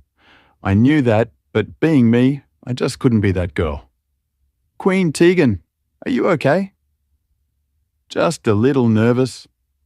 I can introduce you to some of my friends. Maybe it will make you feel more welcome. I shook my head as I followed her lead. When we stopped in front of a table full of beautiful smiling faces, I started to feel more at ease. I looked over at Imogen's face as she spoke. Everyone, this is Queen Tegan. She is the chosen mate to Alpha King Ezra. I looked back at the group. Some faces were turned into frowns which had me on edge, while others were smiling brightly. I tapped on Imogen's shoulder, not wanting to speak in front of everyone just yet. I don't want to see their reactions to whatever my voice sounded like. I tried pleading with my eyes for her to explain my hesitancy to address them. Suddenly, I felt a swift air as my hair swished around, the atmosphere changing. I looked to my right to see the blonde woman I had seen in Ezra's room a few nights prior. What? Cat got your tongue? She asked you a question. She stated bluntly. I wasn't sure who she meant. I was taken back. I wasn't reading anyone's lips to know who was talking to me or what they had asked. My eyes were darting around as I started to panic inside. Imogen touched my shoulder, her being the only person to know that I couldn't hear. I looked at her for any sort of guidance. Her eyes weren't looking at me, however. They were set on the woman in front of me. Her eyes zeroed in on her as if challenging her. But that would be crazy, right? She wouldn't challenge her in my defense, right? Plus, I could sense this lady was of a high ranking. Imogen shouldn't try taking on someone with such power radiating from them, not for me. "This is your queen. You will show her respect," I read from her lips. My eyes quickly shot over to the woman. "She is not the queen. Not yet. Therefore I can speak how I please. Why are you standing up for her against me anyway? She can speak for herself." I could tell she didn't like me, but she didn't even know me. I guess, with the way she was all over Ezra, maybe she felt like she was entitled to the position. Therefore, she probably wouldn't like any woman who was taking the spot she wanted. But if they were an item, why wasn't she chosen to be the mate to the king? The queen does not have to answer anyone if she so chooses not to. It isn't so queen-like to be disrespectful to her pack now, is it? Imogen bit her lip. I could sense she was wanting to retaliate, but I placed my hand on her arm, her eyes quickly looking at me. I didn't want her to get herself hurt because of me. The lady was right, I should speak. They may not like my voice and they may make fun of me, but she had a point. I was the future queen, and I would need to talk to not only my new pack, but also to anyone visiting. "I'm sorry, I meant no disrespect to you nor to anyone else. I was born with the disability of being deaf, so I rely on reading lips to understand what others are saying to me. I must have missed the moving lips of the one who asked a question while taking in everyone's delightful faces. I do apologize. I am Tegan. What is your name?" Her face contorted in horror as it sunk in that I was different from them. I looked around the table once again as the wandering eyes stared at me. But nobody spoke. They were all probably too shocked to speak. I turned back to look at the blonde standing in front of me. A wicked smile crossed her face. "Well, isn't this a lovely surprise? A deaf queen. Just wonderful." I glanced around the room, hoping to see Ezra somewhere, but to my disappointment he was not there. When my eyes landed back on her, she had a huge smile on her face. "Looking for someone. Maybe Ezra." She said his name so casually. I must have made a face because she spoke again. "He is on a business trip. He will be back tonight. Sad thing you didn't know, a queen should know where her mate is at all times like I did." I glanced over to Imogen to see if she knew. Her face looked surprised. "Thank you for informing me. I appreciate your kind enthusiasm concerning my mate's whereabouts. However, I doubt he would like to hear someone other than his close friends and family addressing him so informally in front of his pack members.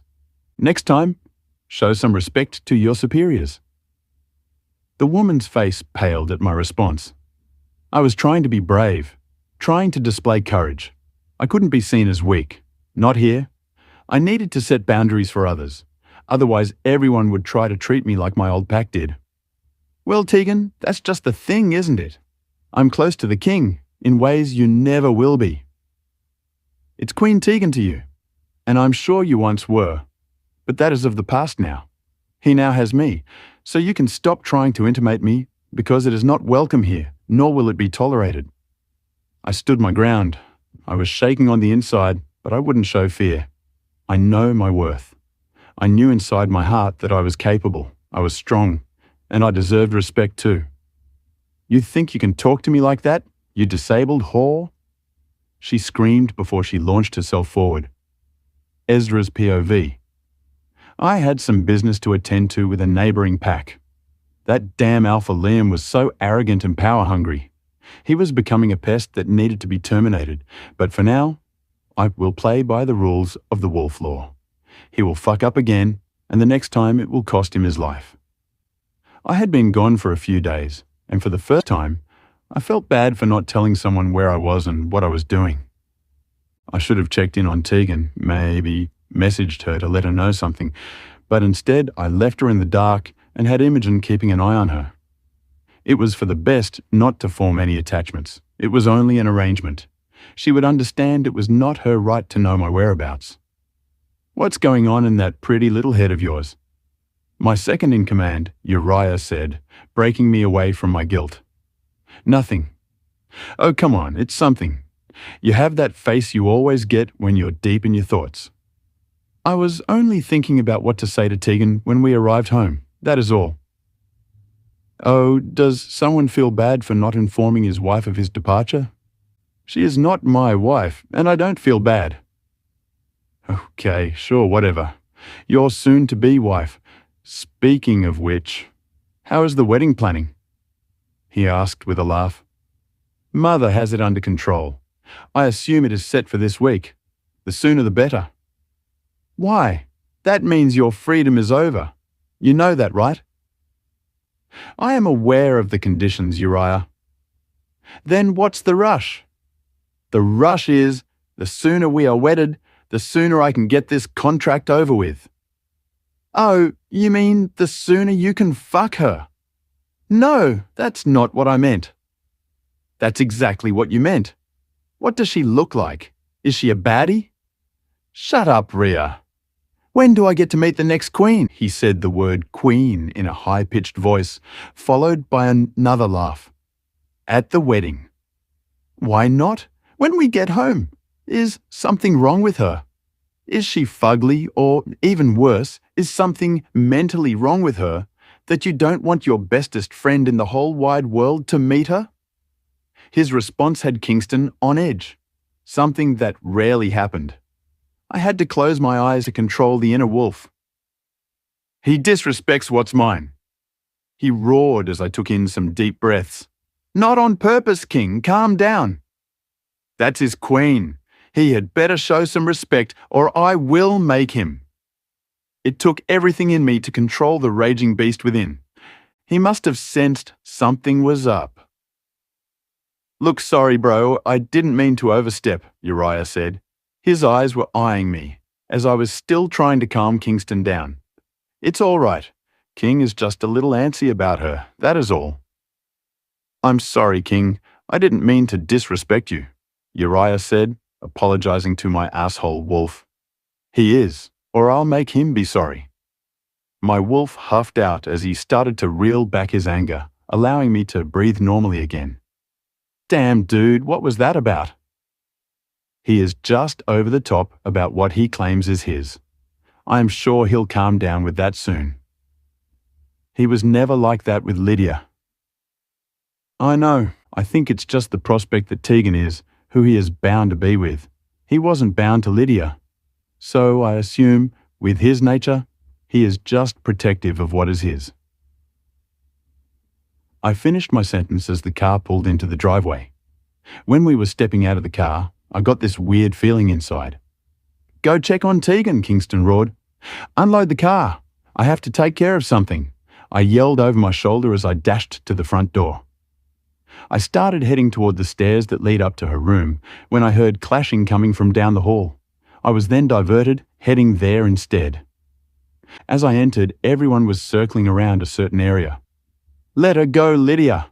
I could hear Imogen's voice scream out. I quickly looked around, my eyes zeroing in on what the commotion was raving about. If Imogen was here, then so was... "Tegan!" Kingston roared in my head, at the sight of her frail body under Lydia. A growl rippled through the room, which made everyone stop what they were doing and move away, bowing their heads. Everyone aside from Lydia. She had a fistful of bright red hair as she was trying to hit the girl beneath her. Tegan has never had combat training, while Lydia has been trained since birth. The fight was not fair, although when it comes to battling, fair is the last thing one cares about. But Lydia knew she was the next queen. How dare she disrespect her superior by laying a finger on her? I started speed-walking towards her to rip her off Tegan. However, Tegan's fist connected with Lydia's jaw as her leg kicked upward, knocking the breath out of Lydia, which in turn allowed Tegan to remove herself from underneath. She was now standing, her fist wailing as they connected with any body part it could. I was impressed, to say the least. She had a backbone. She was fighting someone who had the skill in combat, who also had many years of training on her. Tegan may not be skilled there, but she was brave. Skills can come with learning, and she will learn. But bravery isn't something that can be taught. That was a quality you just had to have. Lydia rounded out a hit as her hand turned into a paw. Her entire body shook as she shifted into a wolf. She began to circle Tegan like she was prey. Why hasn't she shifted yet? What is she doing? I wasn't close enough to stop them, and fear was swarming in my chest at what could happen if I didn't make it over in time. I could see the fear in Tegan's eyes, yet she still hadn't shifted. I went from a fast walk to a full-on sprint. Lydia's wolf jumped into the air as Tegan dropped to the ground, fear all over her face. As Lydia came crashing down, I threw my body in front of Tegan to shield her attack. Lydia then bites into my arm instead of Tegan. "Let go!" I commanded as Lydia immediately released my arm and quickly shifted back. Ezra, what are you? That is Alpha King Ezra. Who do you think you are attacking, the future queen? I roared out with as much authority as I could. Queen, the 3 didn't know. She attacked me first. She stuttered over her words as she screamed out. I knew she was lying. Tegan was shy, timid of others, and very untrained. Why would she ever think to attack someone she didn't even know, especially unprovoked? Ezra's POV. My wolf was raging inside.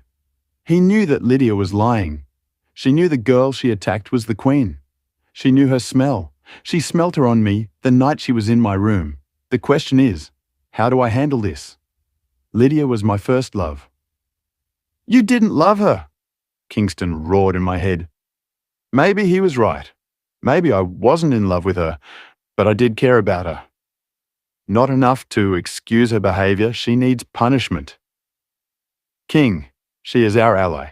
She is here to learn to not attack those superior to her. He wasn't going to have any excuse. He wanted her punished. He was right. This wasn't something I could let go unpunished. If I did, what example would I be making of my queen to the others? It would be like saying anyone could attack her, and that would not happen under any circumstances. Apologize to the queen for your ill behavior.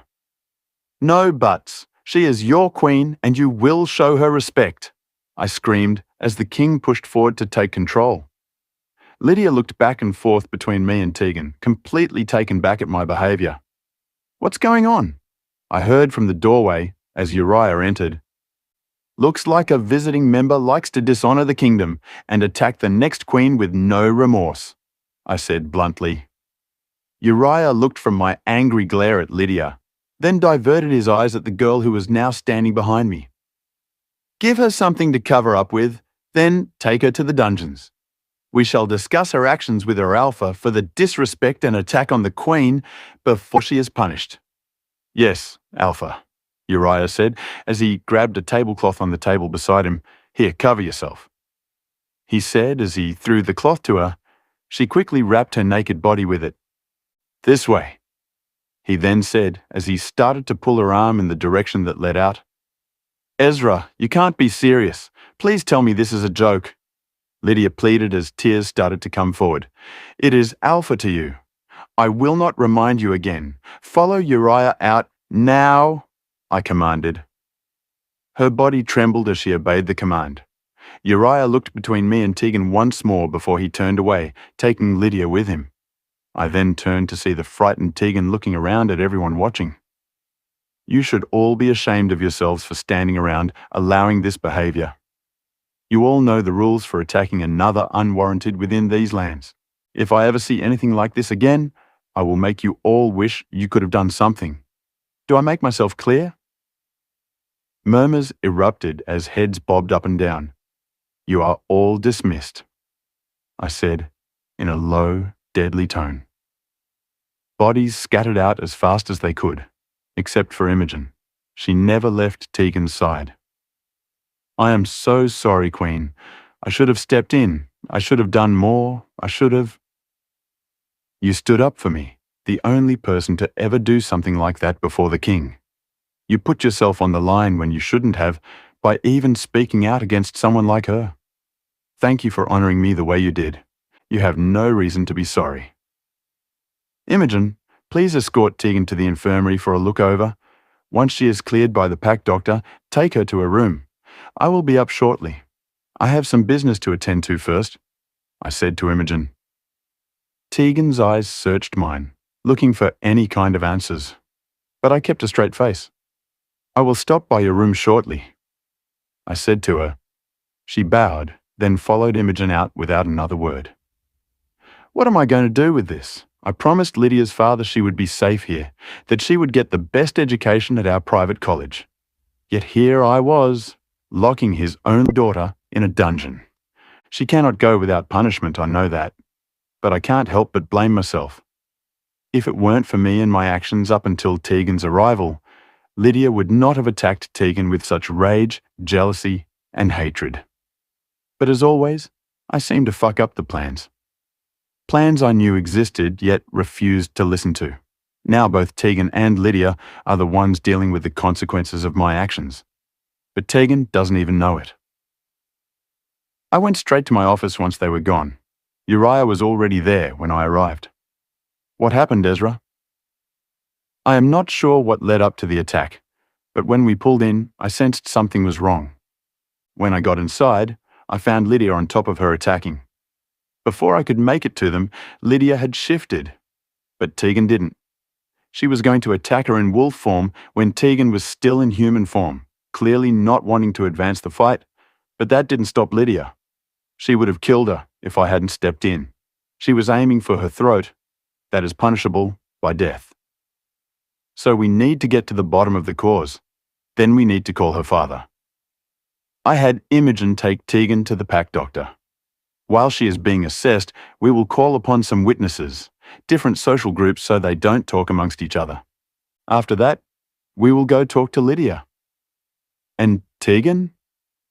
When she returns to her room and we are done with the others, we will speak to both Tegan and Imogen, yes. I'm mind-linking to some people that I would like to talk to. Once we get every person's side of the story, we will determine our next actions before calling Lydia's father. Alpha will want to discuss what we found and what should be done about his daughter's defiance against the rules. Yeah, death, Kingston said in my head. Although it could be punishable by death, I hardly think he will agree. Who cares? His daughter attacked the queen. She is not the queen yet.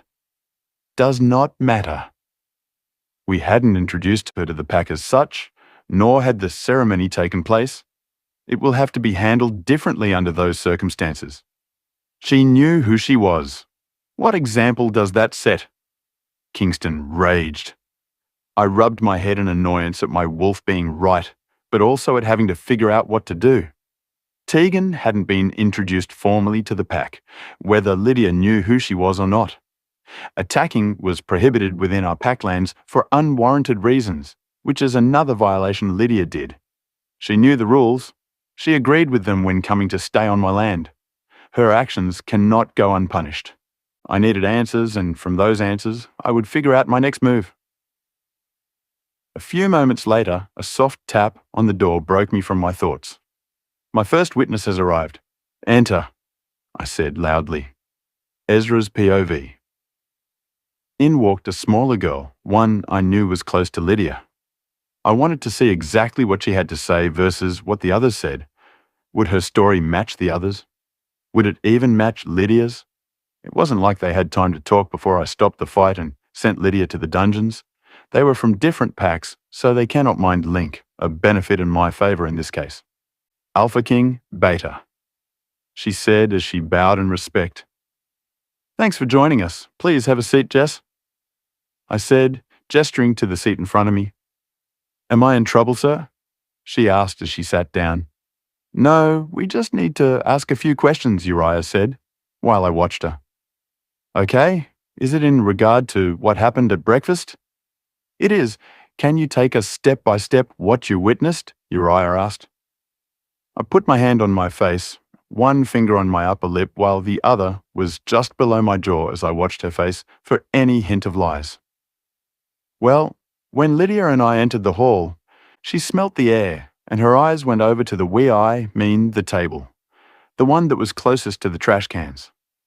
She immediately started walking over to an unknown girl. We hadn't seen her around the pack, and Lydia said she wanted to question her. Go on, I then said, her eyes going between me and Uriah. Then she asked her why she wasn't responding to the pack when they spoke to her. A valid question to someone that doesn't belong to our pack. It was not a valid question to ask anyone when they were not in charge of this pack. Who is to say she didn't belong?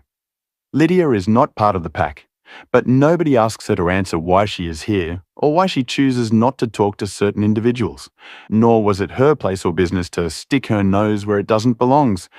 But go ahead, continue. I interrupted because I didn't want her thinking this kind of behavior was okay.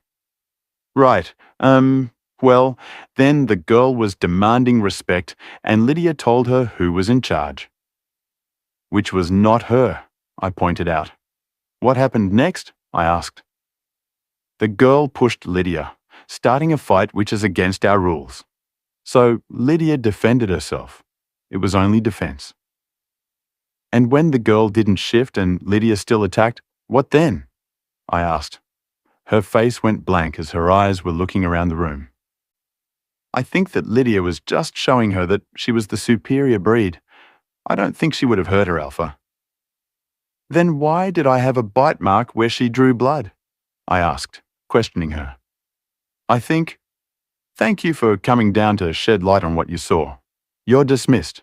Have a good day, Jess. I said, interrupting her excuse. She gulped before she stood up. Alpha, is Lyd in trouble? That is not your business to know as of right now. Thank you for your insight. Have a good day. Once the door closed behind her, I shook my head. Well, I sensed some truth in that, Uriah stated. Yeah, the beginning. The rest? She was bullshitting. Did you see her eyes when she spoke? I huffed out. I did. Why would she lie to her alpha to protect someone who went against the rules? That's her best friend. I assumed trying to get her out of her situation, I said, as another knock was at the door. Enter. Uriah then said, in walked the second person I wanted to talk to. A male, one of the guards was just getting off duty and getting his breakfast. Hello, Trevor. Please have a seat. He came in sitting before me. Alpha, I should have stopped the fight. I should have. Yes, you should have. But you didn't, which won't happen again if you want to remain on our force. You knew the rules and you allowed what happened to happen. But that is not what you were called here to discuss. I didn't know she was the next queen, sir. It was not public knowledge, so not many knew. But that is beside the point. She should have been treated as a guest until her identity was given. But she was attacked at her first public appearance. Which is what we want to discuss. What did you overhear and see? When I walked in, I heard Lydia making fun of her by saying how lovely it was for the next queen to be deaf. I still wasn't sure what was going on, and so I continued over to the lineup for breakfast. That's when Lydia addressed you as Ezra, and the little firecracker corrected her. Lydia didn't take that too well. She went on to say how she was close to the king in ways the little one never would be. Firecracker only stated that may have been true, but it was in the past now, and that is when Lydia lost it. She called her a disabled whore before she launched herself at the little one attacking her. That was when you arrived. It all happened so quickly. She attacked out of nowhere, and then you were there ending it. It was over as quickly as it started. Thank you for your time and what you witnessed, Trevor. I know you were up late on guard duty. You can go now. I spoke. Thank you, Alpha. He said before bowing and leaving. That's two different stories, Uriah said once he was gone. Yeah. So how do we know who was lying? Well, Trevor has no reason to lie. Jess did. Then why did you even ask Jess to come? Just to see where her head lies when asked a question by her alpha about her future queen. So she wasn't even part of finding out the truth? Not exactly. But I did get an important thing from her, I said while rubbing my face. What was that? That Lydia smelled the air before she made her way over to her. Tegan is a new smell. I am sure many were curious. I'm sure that's true, but Lydia also smelled her on me the night I told her it was officially over. She knew her smell and purposely sought her out the first chance she got, and I just so happened to not have been expected to be here. So you knew she was guilty already? I knew there was a big possibility that she was doing it out of jealousy, yes. Then why didn't we just call her father immediately? Because I wanted to hear what happened from someone other than them first. So now what? Uriah asked curiously. Now we call her father. So when she is confronted, he will be here. We won't be speaking to them beforehand? Nope, all together, I said as I started dialing the Alpha's number. Tegan's POV. The doctor was looking me over, the black eye already fading at an accelerating speed. For someone with no wolf, you sure wouldn't know it. Well, everything seems to look fine. I see no broken bones. Your black eye is already almost gone. It appears your wolf is healing your small wounds perfectly fine. Thank you, I said, not pointing out that I did not have a wolf to do those things for me. I guess just being an Alpha's daughter, I had it in my blood. I will go get your discharge summary, and then you'll be free to go, the doctor said, before leaving the room. Why didn't you shift? If the king hadn't been there, she could have really hurt you, or even killed you. Imogen spoke as soon as the door closed. I wasn't even sure I trusted her, but she did stand up for me in front of everyone. Plus, they would all find out sooner rather than later, right? I couldn't shift. Why? Were you too scared? I've heard of people being too afraid to shift before. No, I wasn't afraid. Well, I mean, I was afraid I would be a lunatic if I wasn't. But being frightened wasn't why I couldn't shift. Then why? You cannot be so arrogant with attacks like that. She was out for blood, not to play. I know, I just couldn't. Tegan, I am no trainer, and I can't say I am the best fighter because I would be lying. But even I would have shifted to protect myself. I would even have tried to hold my own against her, and she is a higher ranking than me, I might add.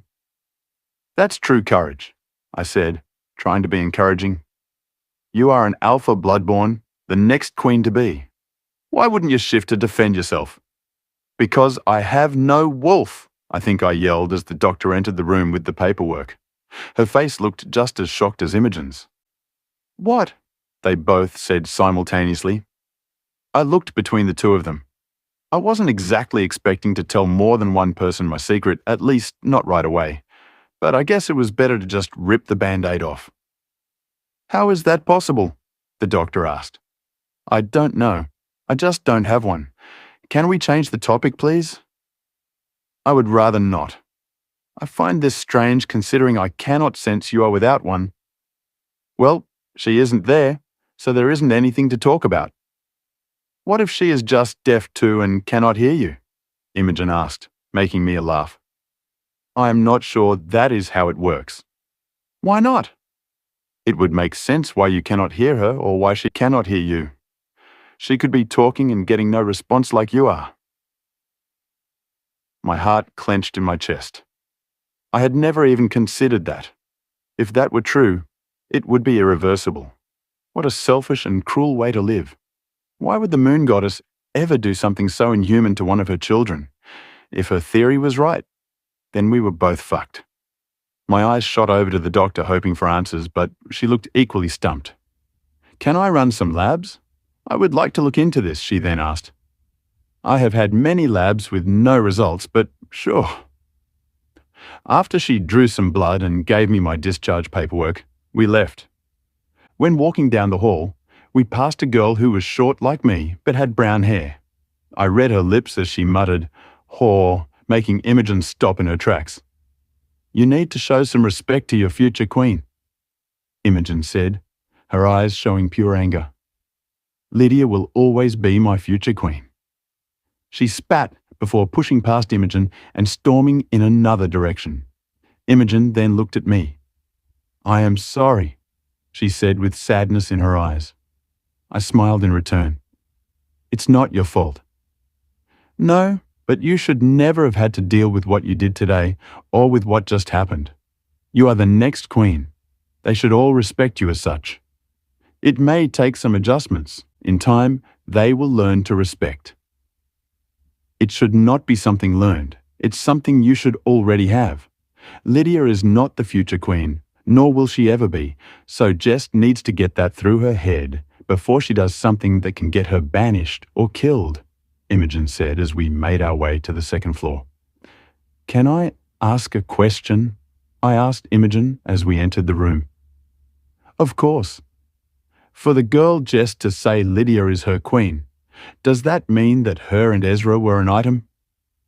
Her eyes were searching my own as she was trying to find the right words. "The king never showed the pack they were an item, but Lydia always made sure everyone knew. She demanded respect, demanded to be treated as the next queen would be, threatened any female who dared to even look at the king with desire. She let everyone know of their involvement. Which was that they were exclusive to one another and that they had a sexual relationship. I had a feeling they were sexually involved. I could smell his scent on her, but I also could smell others, so I wasn't sure how exclusive they truly were." "You could smell other partners?" "She swore it was only the king." "You couldn't?" "Nobody has that good of a nose." "Right," I said, as if I knew that. I never talked to anyone to know that they couldn't scent that on others. "How many do you smell on me?" she asked, her eyes raked over me. I leaned forward to smell her. "None. You're a virgin. You're pure," I said with a shrug. She looked at me with nothing but amazement on her face. "That was easy. We need more of a challenge," she said excitedly as her face looked at the door, the vibration letting me know someone was out there. "The king has changed his plans. He requests both of your presence downstairs in the office," the man said. "Yes, Beta," Imogen said while getting on her feet. We followed the bulky, gorgeous man down the hall. "What about him?" Imogen mouthed. I assumed she didn't say the words, since he was right there and could hear. I took a sniff and looked back at her and held up the number 10. "Just 10? Wow, I thought his count would be way more," she said, making the man turn to look at her confused. We entered the room and took a seat. Across the way, Lydia was sitting with a furious look in her eyes. After some time, another big man with a lot of power pouring from him entered. "Tell me that you requested my presence at such short notice because you are asking for my daughter's hand in marriage." I read from the man's lips while he was looking directly at Ezra. Ezra's POV. "Please take a seat, Alpha. We have some very important business to discuss," I said as he entered, closing the door behind him. He looked around the room, his eyes landing on Tegan for longer than I liked before they rested on his daughter. "What is this about?" he asked as he took a seat next to Lydia. "Daddy, I swear it wasn't my fault. She started it." Lydia screamed out like a spoiled brat. "What was whose fault? What is going on here?" "It seems that we have a situation. I could have handled this without you, but out of respect I asked you to be present," I said confidently. "What is the situation?" he asked as his eyes roamed back over to where Imogen and Tegan sat. As I stated before, there was a situation that happened. Lydia took it upon herself to go against the very rules she swore not to break by attacking another member. "It was self-defense," Lydia screamed out, Imogen scuffing in response. "Who do you think you are, girl? Laughing at my daughter like you are worthy of even breathing the same air as her. You are a servant, a mere nobody." Alpha Kirk raged at Imogen. "You will not come here disrespecting my members. She was a witness to today's altercation, one that your daughter started, so tread lightly on how you speak to my pack. I don't deal with disrespect lightly, nor do I take attacking the future queen lightly. This peasant, The next queen? Have the standards lowered? He asked with a laugh, making me growl at his outright disrespect. She is not the next queen, but even if she were, that is none of your concern. You will not come here disrespecting my members. There will not be another warning. Don't want to cross a line you cannot come back from. And yes, that was a threat, I said in a low, threatening tone, making him shut up immediately. Imogen is the next queen's handmaid. She was there when it all went down, Uriah said as he took a seat next to me. So was Jess. Why isn't she here? I already spoke with Jess. She gave me a lovely insight into what happened indeed, I said, making her eyes bulge. Then you must know I didn't do it. What I know is that you purposely went over to try and humiliate the future queen. I didn't even know she was the next queen. Lydia, we won't even dive into what lies you just spat out. As far as I'm aware, you were informed before you disrespected her, then you attacked her, knowing the truth. She pushed me. Don't say another word, Lydia, her father demanded. Come on, Lydia. You attacked her in your wolf form when she didn't shift.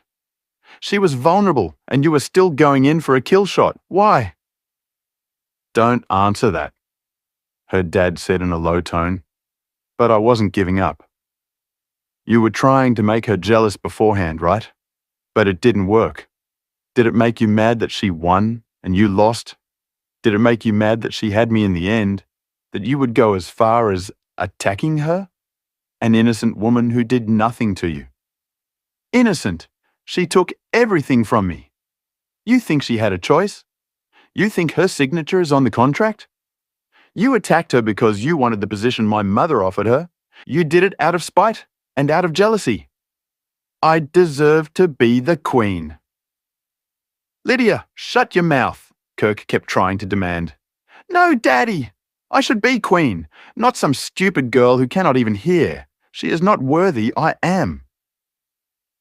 So, you attacked her unwarrantedly, thinking it would give you the title. I barely even laid a paw on her, a little black eye.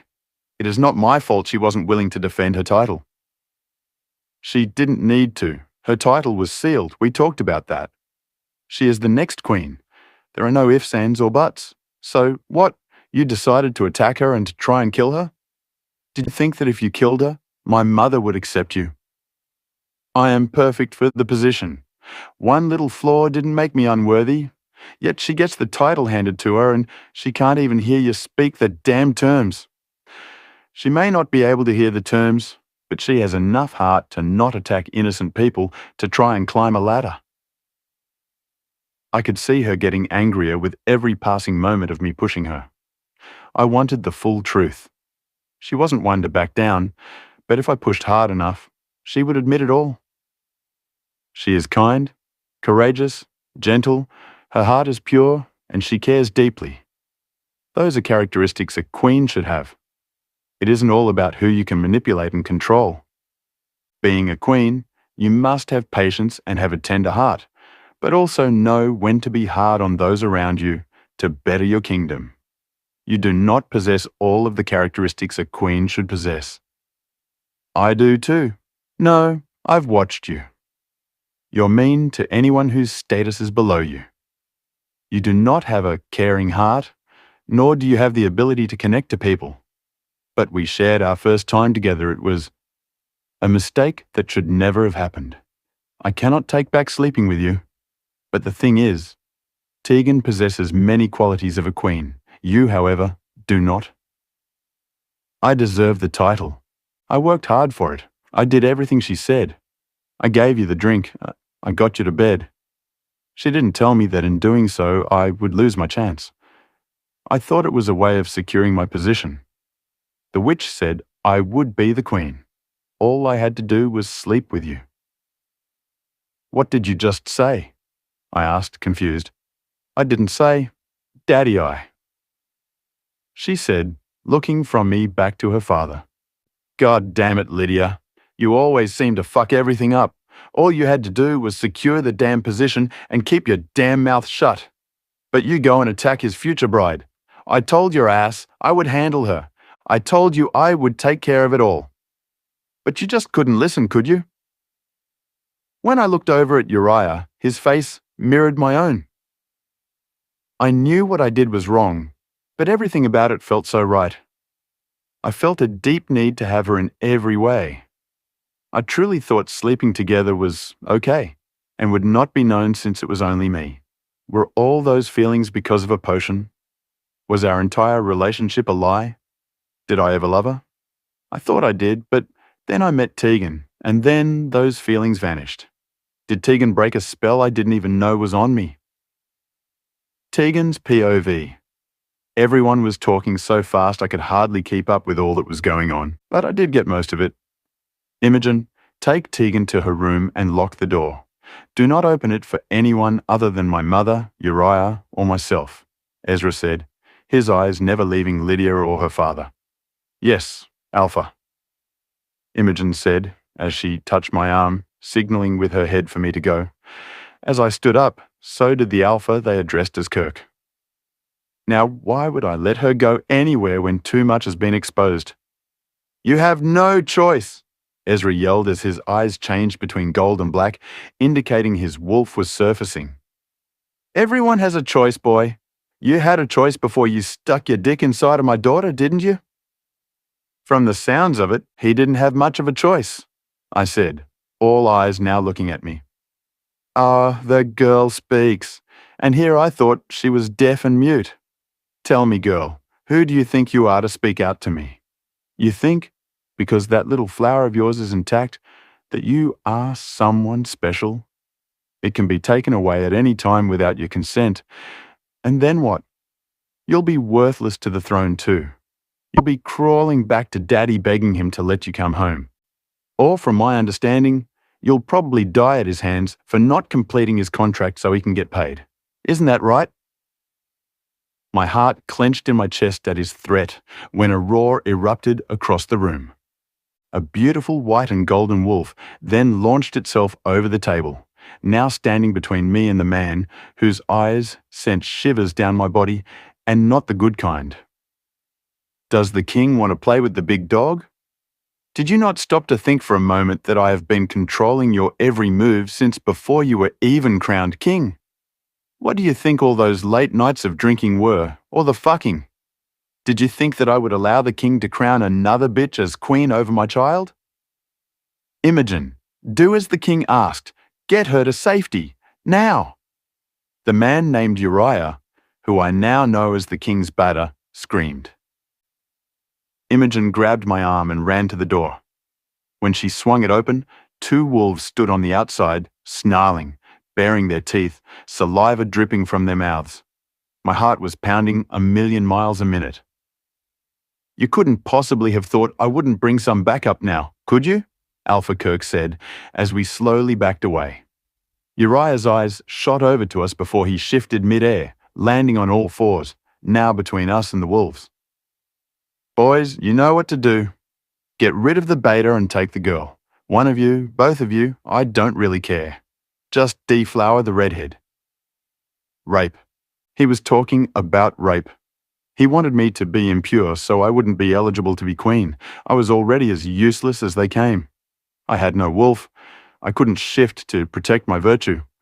I looked over to the side where Lydia stood smiling ear to ear, like what her father just ordered wasn't inhumane and wrong, as she was just as twisted and fucked up as he was. One wolf launched toward the batter, teeth baring. Uriah dodged his attack by lowering himself to the ground, the wolf leaping over. Uriah's paw went upwards, slicing him from top to bottom. His abdomen completely opened and his guts fell out as his body hit the ground. Uriah charged at the second man just as Kirk shifted, going head-on with Ezra. My chest tightened as they battled fiercely, neither having an upper hand. My eyes kept going back and forth, not knowing what to do myself. Did I run? The doorway was clear, and my best option was to get to my room as instructed, lock the door. So that was what I would do. I grabbed Imogen's arm this time, pulling her with me as I made a beeline straight for the door. Once we were in the hallway, I kept running. As my bedroom door came into sight, I felt the tension release a bit in my chest. at least for a moment until my arm was yanked backwards. I looked back quickly to see Lydia holding Imogen, a knife to her throat. I'll do it. I will kill her, making my heart sink to the pit of my stomach. Go into your room, Tegan. Protect yourself. Don't worry about me. You touched that doorknob, and I will slice her neck. Don't think I won't. Please don't hurt her. I begged, tears starting to fall down my cheeks. She won't be missed. I mean, let's be honest, neither will you. But right now that your charm is somehow affecting the king enough that my spell is not working and that cannot do. Go in your room, Tegan. I can't let you die over me. Your life is more important than mine. They're right. I am nobody. I won't be missed. But you're loved, cherished, and you have friends and family that will hurt. I will not save myself for your life. No. Tegan, don't let her win. Take me, not her. Please. I begged as tears fell freely down my face. So honorable. Ezra was right about one thing. You have a heart. Maybe too much of a heart. It makes you weak, she said as she cut into Imogen's neck. Blood started squirting from her throat and soon began to come from her mouth. Lydia then threw her body to the ground. No, I screamed as I ran to her. Why, I told you that you could have me. Why? I screamed as tears fell from my face onto Imogen's open wounds. The only sounds coming from her were the sounds of her gurgling from her blood. I just wanted to break you one last time before I ended your pathetic excuse of a life. I closed my eyes as I held Imogen's body close to my own. She was the only person to ever treat me normally, aside from my Helena. And now she is dying because of me. I felt so much hatred, so much anger, bubbling inside of me. I wanted Lydia dead. I wanted her to pay for what she did to my friend. How could someone disregard a life as if it didn't matter? Imogen mattered. Her life mattered.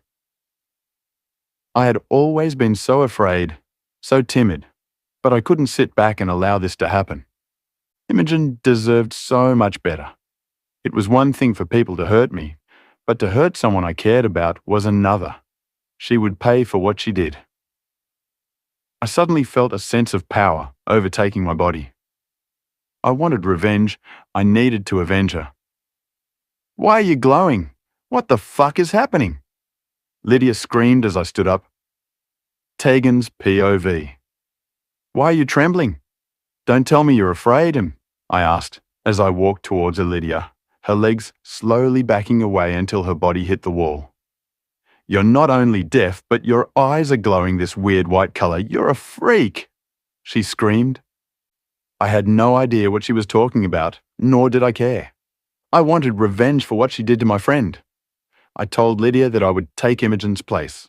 There was no reason for what she had done. Her actions were purely evil. You will pay for the evil acts you have done. Pay, do you hear me? I screamed out as a flash of light blasted from my body, hitting her directly in the chest. Her body hit the wall, which cracked from the impact of the force. She then collapsed to the floor, leaving a huge hole in the wall where she hit it. She laid on the floor, unmoving but still breathing. Barely, but still breathing nonetheless. The impact must have knocked her out cold. I started making my way toward her when I felt the vibrations of footsteps pounding on the ground as they approached us from the stairs. I braced myself for the next attack, but I soon smelled the amazing scent of apple cinnamon. My heart had made a little flutter as my nerves came down from its high. All the power that was remaining within me vanished, as if it were never there. A few moments later, Ezra came into sight. He quickly looked around, examining the area for danger before his eyes settled on me. Are you hurt? Are you okay? He asked frantically, his hand reaching out to me. My eyes then shot over to Imogen, who was now lying in a pool of her own blood. She killed her, I said as fresh new tears streamed down my face. It was all my fault. She wanted me, but she killed her anyway, I said as my knees began to buckle at how broken I felt inside. Uriah, get Imogen. Ezra yelled out as the beta rushed over to her body. Alpha! She still has a heartbeat. It's faint, but it's there. He screamed out, looking directly at us. She isn't dead. Get her to the infirmary quickly, Ezra said as his face showed a little panic. Uriah scooped up her limp body as he dashed down the stairs as quickly as he could. I started to move towards the stairs to follow when I felt a pull on my arm. I looked up to see Ezra eyeing me cautiously. Tegan, if you've never had any training, how did you knock a trained alpha bloodline out, especially without you having a single mark on your body? He has a valid reason to voice his concern, but truthfully, I didn't have the answers. I wasn't sure how I did it, or much rather what it was that I did. All I knew was I was so angry, so hurt, and all those emotions tapped into a part of me that I had no idea existed, or even knew how to control them to do what I wanted. I was just as confused as he was, but I couldn't just tell him that. He would never believe me. I was not a hybrid, and magic was never heard of with pure wolves. So how did I tap into some form of magical powers? I was so angry. I was so fixated on avenging Imogen that I just pushed her. She flew into the wall and it knocked her out. It's not a lie. That is sort of what happened, minus the whole magic part doing the pushing, of course. You pushed her? Shoved, really. But yes, with all the force I could muster. And when she hit the wall, her head bounced off and knocked her out. His eyes looked from me to the hole in the wall, then back to me. I knew he didn't fully believe me, but what else was there to believe? A few moments later, footsteps vibrated on the ground coming from the hall as more people approached. I quickly grabbed Ezra's arm, terrified of who it might be. Don't worry, I called for some guards to take Lydia to the dungeon with her father. He isn't dead? I asked as I released his arm from my tight grasp. Well, close to death. Believe me, if my wolf had his way, he would be at the moon goddess's doorsteps by now. But no, he is not dead. At least, not yet. He said with a smile that shined brightly. What will happen to them? I asked curiously. We will interrogate them. Get more information about the witch they hired to give me that spelled potion. Once she is caught, we will figure out what their main goal was in controlling me and Lydia, trying to become queen of the kingdom. What they did was treason and very illegal. They will pay for their crimes, but not until I get all of the information that I need.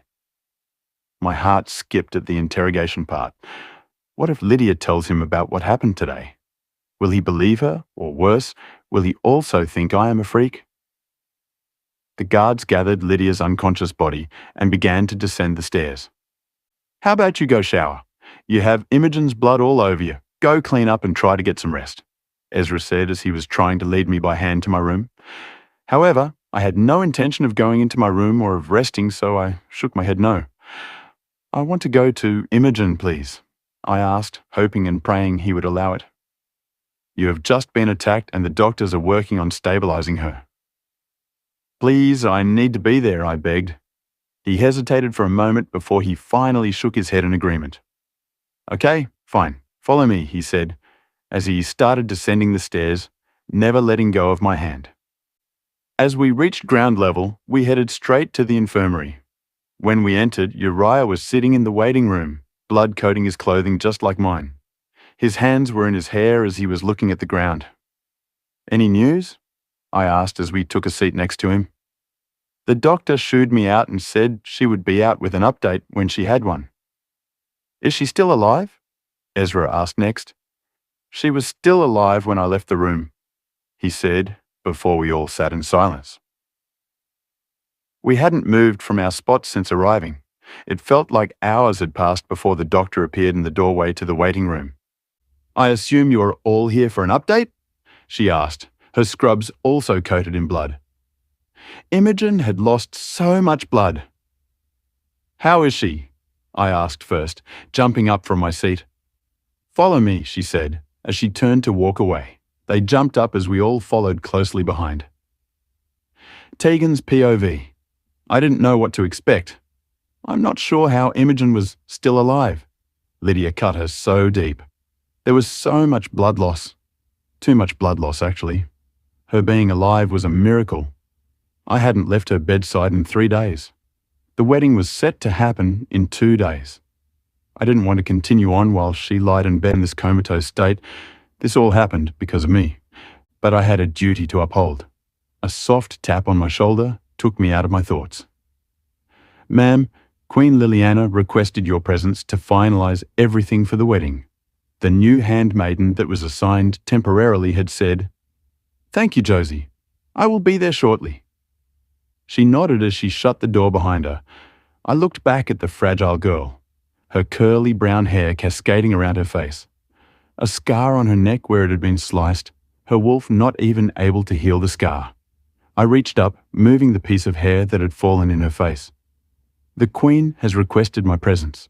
I will be back shortly, I promise. Then I can finish the book we started. You'll love the ending. I'm sure of it." I was not sure she could even hear me, but I didn't want to sit there in silence. I wanted her to know I was there. My way of doing it was through my love of literature. We were currently reading a beautifully known piece to many, a children's book one would call it, but I see it as more of a morality lesson rather than a fairy tale. The book's name is Beauty and the Beast. It was one of my favorites because it gave me hope. I was reading the version written by a French novelist by the name of Gabrielle Suzanne Barbeau de Villeneuve. I think what attracts me to it the most is the deeper meaning. I see it as one must look deeper than surface appearances, which I always had hoped that my future mate would do for myself. To look deeper than my surface flaws, to look past my own personal curse. Don't get me wrong, being deaf is what makes me who I am, but everyone else sees me as they would the man in the book, a cursed, unwanted nobody. The storyline now had another meaning for me. It reminded me of Ezra and I. Obviously, our story is way different, so only some characteristics of the book remind me of us. I just hope for a happy ending, like in the book. But in the end, it was a fairy tale book, morality or not. Ezra was no beast. Well, not in the same sense the book portrays. However, he does have a beast within. And then his standoff personality, along with his hot and cold ways, reminded me of the beast in the story. Plus, Ezra was cursed, just not for the same reasoning as in the book. Whereas I was more like Belle, only instead of perfect, I came with my own curse. However, I was a book-loving woman who was taken by somewhat force, but ended up loving the beast anyway, no matter his flaws. Love, that was a strong word. Did I already love him in the short amount of time I've been here? I have been here for almost 2 weeks, and in that time frame we have spent little to no time together. Nor have we been in the same room alone since the first night. How could I say I loved a man I didn't even know? But there it was. This flame burning in my chest, this overpowering feeling I just knew was love. There was something inside of me, a thought or maybe just a feeling that told me it was real, one I couldn't shake. I put the bookmark inside of the book and placed it at Imogen's bedside. "I will return shortly," I said as I left the room to meet with the Queen Regent. I entered the office she had dedicated to wedding planning. I felt bad that she was doing all the planning for what was supposed to be Ezra and I's big day, but she didn't seem to mind. "Ah, Tegan, perfect timing. Come, sit," she said, gesturing to the seat next to her. "We needed to go over some final entries for the wedding as well as do the fitting for the gown," she said, as I looked at all the scattered papers along the table. We sat talking for the better part of the hour, discussing what I liked and didn't. Truth be told, she had a better eye than I ever would for any of this. We settled for the elegance of gold, cream, maroon, and white. I could handle that. The flowers she chose were as beautiful as expected. Then there was the cake. It was beyond any cake I have ever seen. Very big and very pretty. Then, finally, the wedding gown.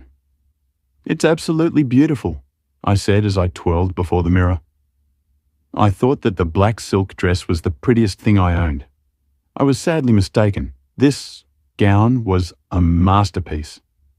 The lace, which also held shiny diamonds that were beaded below the bosom, which flowed into a tulle ball gown. It was breathtaking. A gown suited for a queen. "It is just missing one thing," she said, smiling next to me as she placed a diamond tiara on my head. Now that is beautiful, Liliana said, as the tailor started taking in the dress to make it fit to my body by the wedding day. Once we were done, I headed straight to the infirmary. When I entered the hallway, the scent that I had come to miss hit me hard. I opened the door to see Ezra sitting in the chair I vacated only an hour prior. In his hand was the book I was reading to Imogen. He took a deep breath inward as he looked up, his golden eyes shining brightly. "You like to read?" He hadn't asked many questions about me since that night, nor had I asked him. We were strangers in every sense. "I love it, Mo. I see," he said, as he placed the book on the bedside table as he stood. "I wanted to check in," he said as he started walking toward the door to leave already. "You're already leaving? But you have just gotten here," I said, which made me feel needy. "And now I must go." "Any updates?" I asked, hoping to get him to stay a little longer. "We located the witch." "And?" "And we are handling it, nothing to worry about." I doubt he wanted me to know much from his standoff replies. "I must get back," he said as he began to walk past me. I stepped in his way, the black in his eyes surfacing, making me fear I had messed up. Instead, he leaned in, took another deep breath inward, then walked out. Ezra's POV. As I sat in Imogen's hospital room, waiting for Tegan, I couldn't help but wonder how she had been doing. I've been keeping my distance from her for many reasons. One reason being this overwhelming sense of need to be around her, something I'm not used to. Then there was the fact I truly was busy interrogating both Kirk and Lydia for more answers. I don't like torture, but they leave me no room to make any other judgment calls. It was deeper than just her wanting to be the queen of the werewolf kingdom. What other ulterior motives were behind their deception? Another question I kept asking was, who all working with them was? Was there something bigger going on that my kingdom needed to be prepared for? Witches don't work for free, which led me to believe there was more going on, something a lot bigger, and I needed to get to the bottom of it. I could smell pumpkin spice before I could even hear the footsteps nearing in, a smell my wolf carved above all else. It was like she was made out of my favorite dessert, pumpkin pie. Her smell intoxicated me. I could be surrounded by her scent all day if I allowed myself, but I couldn't form any attachments. I was still on the fence about allowing her to be my mate, although it was beginning to look like no other option considering the contract was already signed and the wedding is set to happen in 2 days. All the major royals have been informed and will be attending. If I was going to back out, I should have done it by now. But something wouldn't allow me to, no matter how much I protested against it internally. Luckily, her training in both combat and her queen studies will start once the wedding is consummated. That way, she will at least be fit in the eyes of the royals in all the other areas, if she takes to it well. I quickly picked up the book on the bedside table, pretending to be doing something other than just waiting. When she walked in, her face looked a little surprised to see me. I won't lie, I have been purposely avoiding her, mostly because her presence does something to my body that I just can't explain. I just needed to see her face, to calm my wolf, show him that she was okay. But who am I kidding? I needed to see her just as badly as he did. Maybe this will take the edge off a few more days. "Ezra, I just met with Tegan. I would like you to come to the office next, please." My mother mind linked to me as I asked about the book before laying it back where I grabbed it from. "I will come now," I responded before shutting the link off. As I tried walking out, Tegan stepped in front of me, as if challenging me to stay. It made my wolf wild.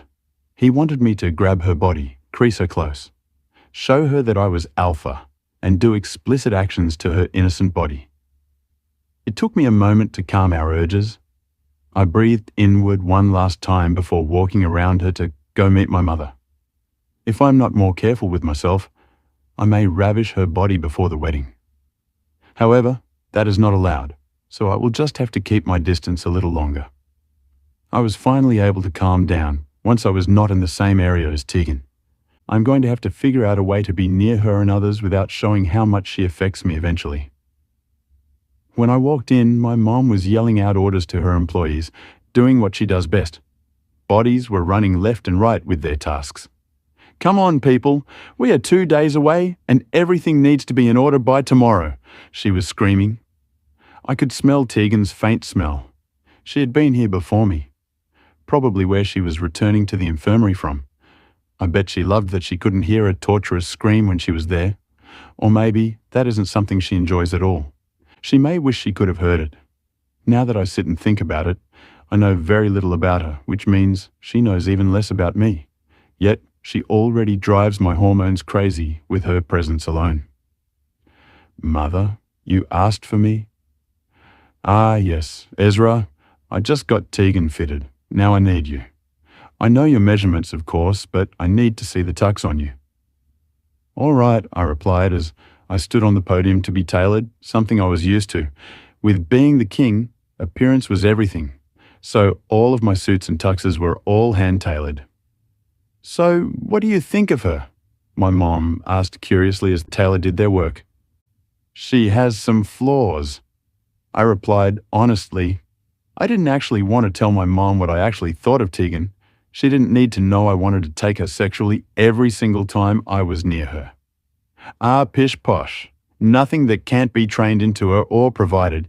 Isn't she a beauty, though?" More than she even knows.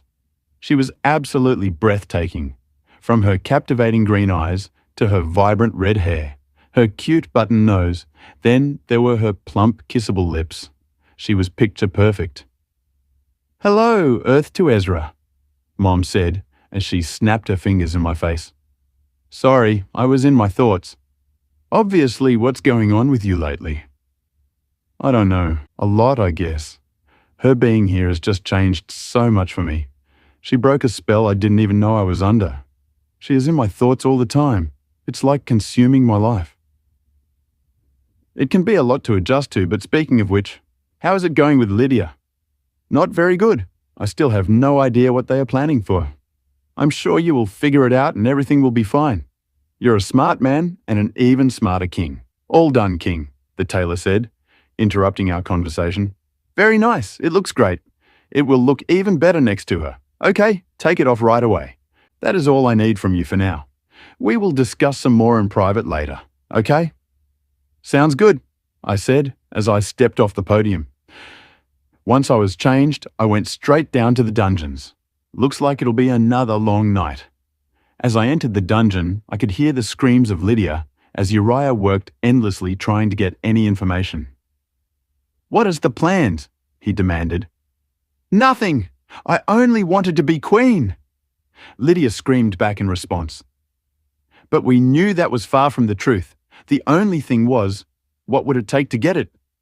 Ezra's POV. I didn't want to resort to torture, but I wasn't above it either. "Maybe we should bring in Cass," Uriah suggested as he walked away from the chained-up Lydia.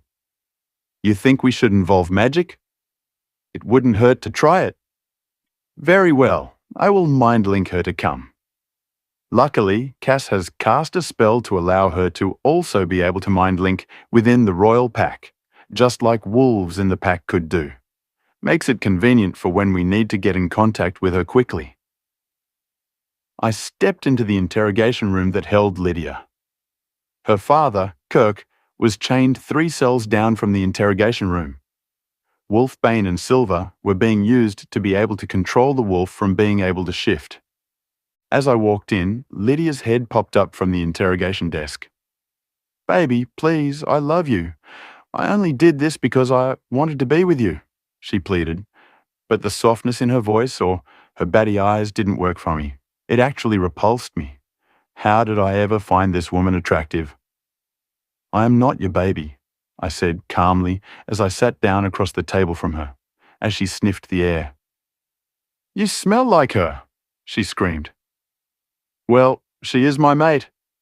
"Contracted," she replied with venom laced in her voice. I took a break to go see her, if you know what I mean. I decided to take another approach, one that I knew would set her off. "You didn't fuck her. There has been no wedding yet." "I didn't say I fucked her, but nothing in the law states that I can't ravish her body in other ways." "You're lying." "You smell her on me. Why would I lie? Her body was trembling beneath my hands as I moved them across her pebbled nipples. Stop! My mouth then took the place of my hand as I sucked hard on her nipple, while my hand kept traveling down. No, that didn't happen.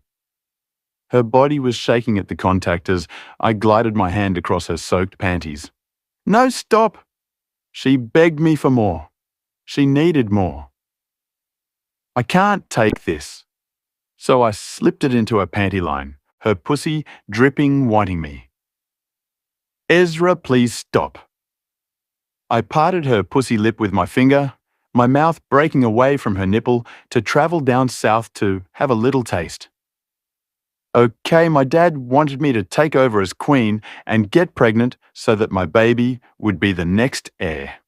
And then once I had a few sons, he wanted me to... What did he want? He wanted me to kill you and your mom so that our bloodline would rule. I wasn't completely shocked at this revolution. Many men wanted the throne for money and power. They are mostly just challenges for my position, however. He went the extra mile to try and take over. What else was he planning? I don't know. So, when my lips got to her navel, "Please, stop, Ezra. I really don't know," she said, as tears began to fall down her face. I felt kind of bad for hurting her, but I needed information, and truth be told, she was a traitor to the throne. She was going along with this plan. I stood up to leave when she spoke again. I really did love you. I wasn't going to go through with it. I just wanted to be your queen. If you loved me, you would have won me over the right way, I said before exiting the room. When I got to the insulated office in the dungeon, Uriah and Cass were sitting there talking. Hey, how'd it go? Uriah asked. Well, I got some information, but I don't believe she is who we will get the answers from. What information did she give you? Just what she knew. I then proceeded on telling him what I'd found out. Do you think there is more to it? Cass then asked. Yeah, but I don't think she would know any of the rest. I have to figure out why that witch helped them. Have you been able to locate her? She has been spotted but doesn't stay long enough to be caught. She is definitely on the run and hiding. Whatever they were planning, it was big. Cass replied. So what now? Uriah asked next. We're going to have to get any information out of Kirk before the elders find out we are holding him against the law. Technically, we haven't proven he has done anything wrong. He hadn't actually admitted to anything. Lydia's word against his. What about him attacking? Uriah stated more like a question. Technically, I initiated the attack. I was the one to shift first. Fuck, dude. How long do we have? Cass asked. Max, another 24 hours? What about him telling his guards to rape the future queen? He would have to be held for a set trial, not held in a dungeon and questioned. Damn it. So in other words, he is going to be released and there is nothing we can do. All we can do is interrogate him a little longer and hope he spills something at all about his plans so we can investigate and prove he is guilty. Damn, so much for being the king when the elders still have so much say in what happens ultimately, Cass said with a shrug. She wasn't wrong. I was king of all werewolves, but even being king there were limitations and a chain of order to follow. One I was not following by holding him down here. I didn't even have a say about who my mate would be. They wanted the last judgment and the last say on everything. Another thing I did not agree with at all. Being a king was all great, but I even had someone to talk to about my moves and actions. So, in the end, I was basically another alpha, only I had just a little more authority than they did. But our law was our law, which means Kirk is not guilty until we have solid evidence, and even then, he would still have to stand trial in front of the other alphas and, of course, the elders. Cass, maybe you can do some magic to get him to tell the truth? I asked hopefully. I wished I could, but if they found out he was questioned by unauthorized magic, I could lose my position. I didn't think about that. Well, thanks for coming down anyway. I'm sorry for not being of much assistance. Sat, you may be of assistance later if we can't find anything out, but for now, we will just hold off and wait it out. Maybe we can find a way to make him crack without using magic. She nodded her head before we all walked out the office. As I passed the cell, Kirk was laughing. I'll be back, don't worry, I said as we exited. Tegan's POV. My eyes fluttered open to the feeling of movement beneath my hand. I don't remember falling asleep, but I haven't slept much since the incident. Truth be told, I haven't spent much time outside of the hospital other than to shower and change. All my meals have been delivered to the hospital for me. I'm sure Josie had been bored out of her mind having to sit with me in case I needed her. I tried telling her she could leave, but she refused. My eyes went from my hand, which was holding onto Imogen's, then moved to her face.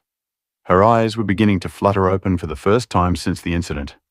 I quickly pushed the nurse's button so I could tell them she was awake. A moment later, I could feel the vibration of the door as it opened up. Imogen's eyes were fully open as she stared around the room confused. Good, you're awake. Welcome back to the land of the living, the doctor said, trying to be funny. But it wasn't all that funny, truthfully. Imogen tried speaking, but from the looks on her face and the doctor's, I assumed nothing had come out. Her eyes shot over to me in panic. I looked back at the doctor, trying to make sense of what was happening. I had a feeling this would happen.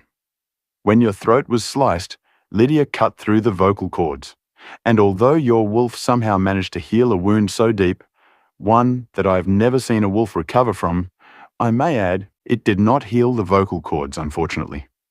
The damage was really bad, and I'm not sure you will ever be able to speak again. We can put you in speech therapy. However, by looking at the scans, my medical judgment is that there is a high probability you will ever be able to use your voice again. Imogen's eyes watered as tears began to slip down her face. My heart broke for her. I couldn't begin to understand how she now felt about her new condition, but I did understand a side of it. At least the side of feeling different from everyone else. Luckily, I still carried the notepad in my bag from when Liliana gave it to me. I quickly pulled it out and handed it to her. She looked down at it as the water droplets from her tears began to stain the paper. This is a lot to take in, and it will be a major adjustment for you. I will step out and give you some time. When you're ready, we can discuss what to do from here. But before I go, is there anything I can do for you? Are you in any pain? Imogen just shook her head no, her face never lifting. The doctor nodded and left the room. We sat in silence, aside from her weeping, until her sobs became nothing. Her free, shaky hand took the pencil and began to write. How do you think I survived? She wrote, asking. I don't know. The wound was fatal. It was a miracle you survived. I survived because of you. She wrote out, her eyes connecting with my own. But how? That makes no sense. When I was under, I was visited by someone, a beautiful woman with silver hair. She told me I had been sun-kissed by a magical entity that breathed life back into me with her love. But I didn't kiss you? I think it was a figure of speech. I could feel power oozing off of you as you held my body when my life was slipping away. She told me that I had a choice, that I could come back with a price, because one cannot simply come back from the dead without a price to pay, or I could come with her. And you decided to come back? She shook her head. Yes. So I am the reason you can't speak? She then shook her head no. It was my choice. As much as it pains me to lose my voice, I knew there was a price to pay. You simply allowed me to make the choice for myself. Well, you both did. How do you know it was me? Because she told me, the one that held me dear to her heart, gave me her essence to allow me to come back, if I so chose to. Essence? I'm not sure. Maybe power? Either way, it had to have been you. I felt you holding me as I took my last breath. I felt your aura jump, and a sense of power surging from you to me. You held me close, and you brought me back. But my question is, why? If I did do this, which makes no sense because I have never held any power in my body before, but if I did, it was because you deserved to live. You didn't deserve what happened to you. You're so kind and pure-hearted. You were willing to die for me. To me, that is someone worth saving. You really are nothing like your father. I had a feeling you weren't, but now I am sure of it. What does that mean? It means you're our light in our darkest days. You were meant to be queen of the werewolf kingdom. You were meant to bring good to our world after so much bad. This was your destiny. She said so herself too. Who did? She said her name was Celeste. She claimed she was our moon goddess in Sir. My eyes bulged at the information. The moon goddess came to her? That was unheard of, legendary actually. She has big plans for you, she wrote out, before smiling for the first time since she had woken up. However, it disappeared quicker than it appeared. How am I going to talk to others? Am I going to have to live through texting or writing in a notebook? I sat thinking for a minute before an idea came to mind. What if, after the wedding, I held a mandatory class twice a week for everyone to learn sign language, so that those of us with language barriers can communicate too? You'd make it mandatory for me. Of course, nobody should feel left out, and it would benefit more than just you, I said, pointing at myself before winking, making her smile once more. Oh my goddess, the wedding hasn't happened yet. When is it? She wrote in all caps. Tomorrow, I said with a gulp. I would love for you to be there at my side if the doctor allows it. I wouldn't miss it even if I were dead, she wrote as she grabbed her throat and made a face from trying to laugh. I had never had a friend before or felt this form of love. I had Helena back home, but this was different. It made me sad all over again about my life before the kingdom. This feeling is something that everyone should have. A real friend. Tegan's POV. I awoke to Imogen jumping onto my bed early the next morning. The doctor released her that night on the agreement that she would return for a follow-up appointment later in the week. She was just excited to be out of there and able to attend the royal wedding. She kept stating it was going to be a night to remember, whatever that means. I hardly slept last night with all the raging thoughts and the swarm of butterflies in my stomach. I was getting married to the most powerful man of our kind, in front of everyone. I didn't know if it was a dream come true or a nightmare, but either way, I was nervous. Get up, we have a long day, she wrote. But her face was what showed the excitement. Fine, I exclaimed as dramatically as I could. The remainder of the morning went fairly quickly. Liliana showed up shortly after I was out of the shower, with many assistants following behind. By 3 p.m., I had my hair in a beautiful wedding-style updo with flowers and my crown placed upon my head, as well as a full face of makeup. I again felt like a different version of myself. All right, hair check, makeup check. Now get the wedding gown on. We must get down there by 4 p.m. The ceremony will start at 4:30 p.m. and the reception will follow. What is expected of me? To stand up there by his side and do as they say. And then, after the reception, well, you will consummate the marriage, of course. I nodded in understanding. I've been preparing myself for 2 weeks now for this very moment, but it doesn't make me any less nervous. I have done a ton of research on what men like. Porn is what it was called. It weirded me out watching people do that to one another, but I didn't want to go in blindly, especially knowing he wasn't. I also did some reading that explained it thoroughly as well as watched a few movies. So I watched and took notes. Lots of notes. In the end, I felt like my brain was full of knowledge, at least of the basics of what is to be expected. I slipped into my dress as Imogen zipped up the back. I felt like I was a real queen. This moment right here was more than I could have ever dreamed of. All right, shoes and we are ready, Liliana said, clapping her hands together. Once the shoes were on, it was showtime. Liliana Mind linked the beta to inform the organist to begin. We walked down the corridor leading to the ballroom, which was beautifully decorated. The ceremony would happen up on the stage, as everyone would be seated at the table they were assigned to for the reception as well. Ezra was already instructed to be on the stage that was being used as an altar. We had one groomsman, who was the best man also, Uriah, and one bridesmaid, who was my maid of honor, Imogen. As we got closer to the ballroom, I couldn't help but wonder if my father and siblings would be there to celebrate. I'm sure I wasn't worth the time, but why would they miss such an extravagant event with all the most important people? I walked hand in hand with Liliana, wondering who would be giving me away. I mean, technically, he already did, but not for my wedding day. Your father didn't want to walk you down, but I made sure to inform him he would disgrace his pack if he opted to do such a thing to the future queen, Liliana said, as if she could read my mind. It hurt my heart to know he didn't want to walk his only biological daughter down the aisle and had to be forced with a threat, but truthfully, I didn't expect any less from him. Once we got to the double doors to the ballroom, my father was waiting there behind Uriah. Imogen walked up and took Uriah's arm as if it were just another day. Liliana handed my hand to my father, but I noted the look she gave him before she went inside to take a seat. A moment later, the entrance music began to boom as they started to trot down the aisle before us. Next, we entered the doorway. The room was packed plumb full. So many faces were looking at me as we started down the runway toward the stage. I kept my eyes forward watching Ezra.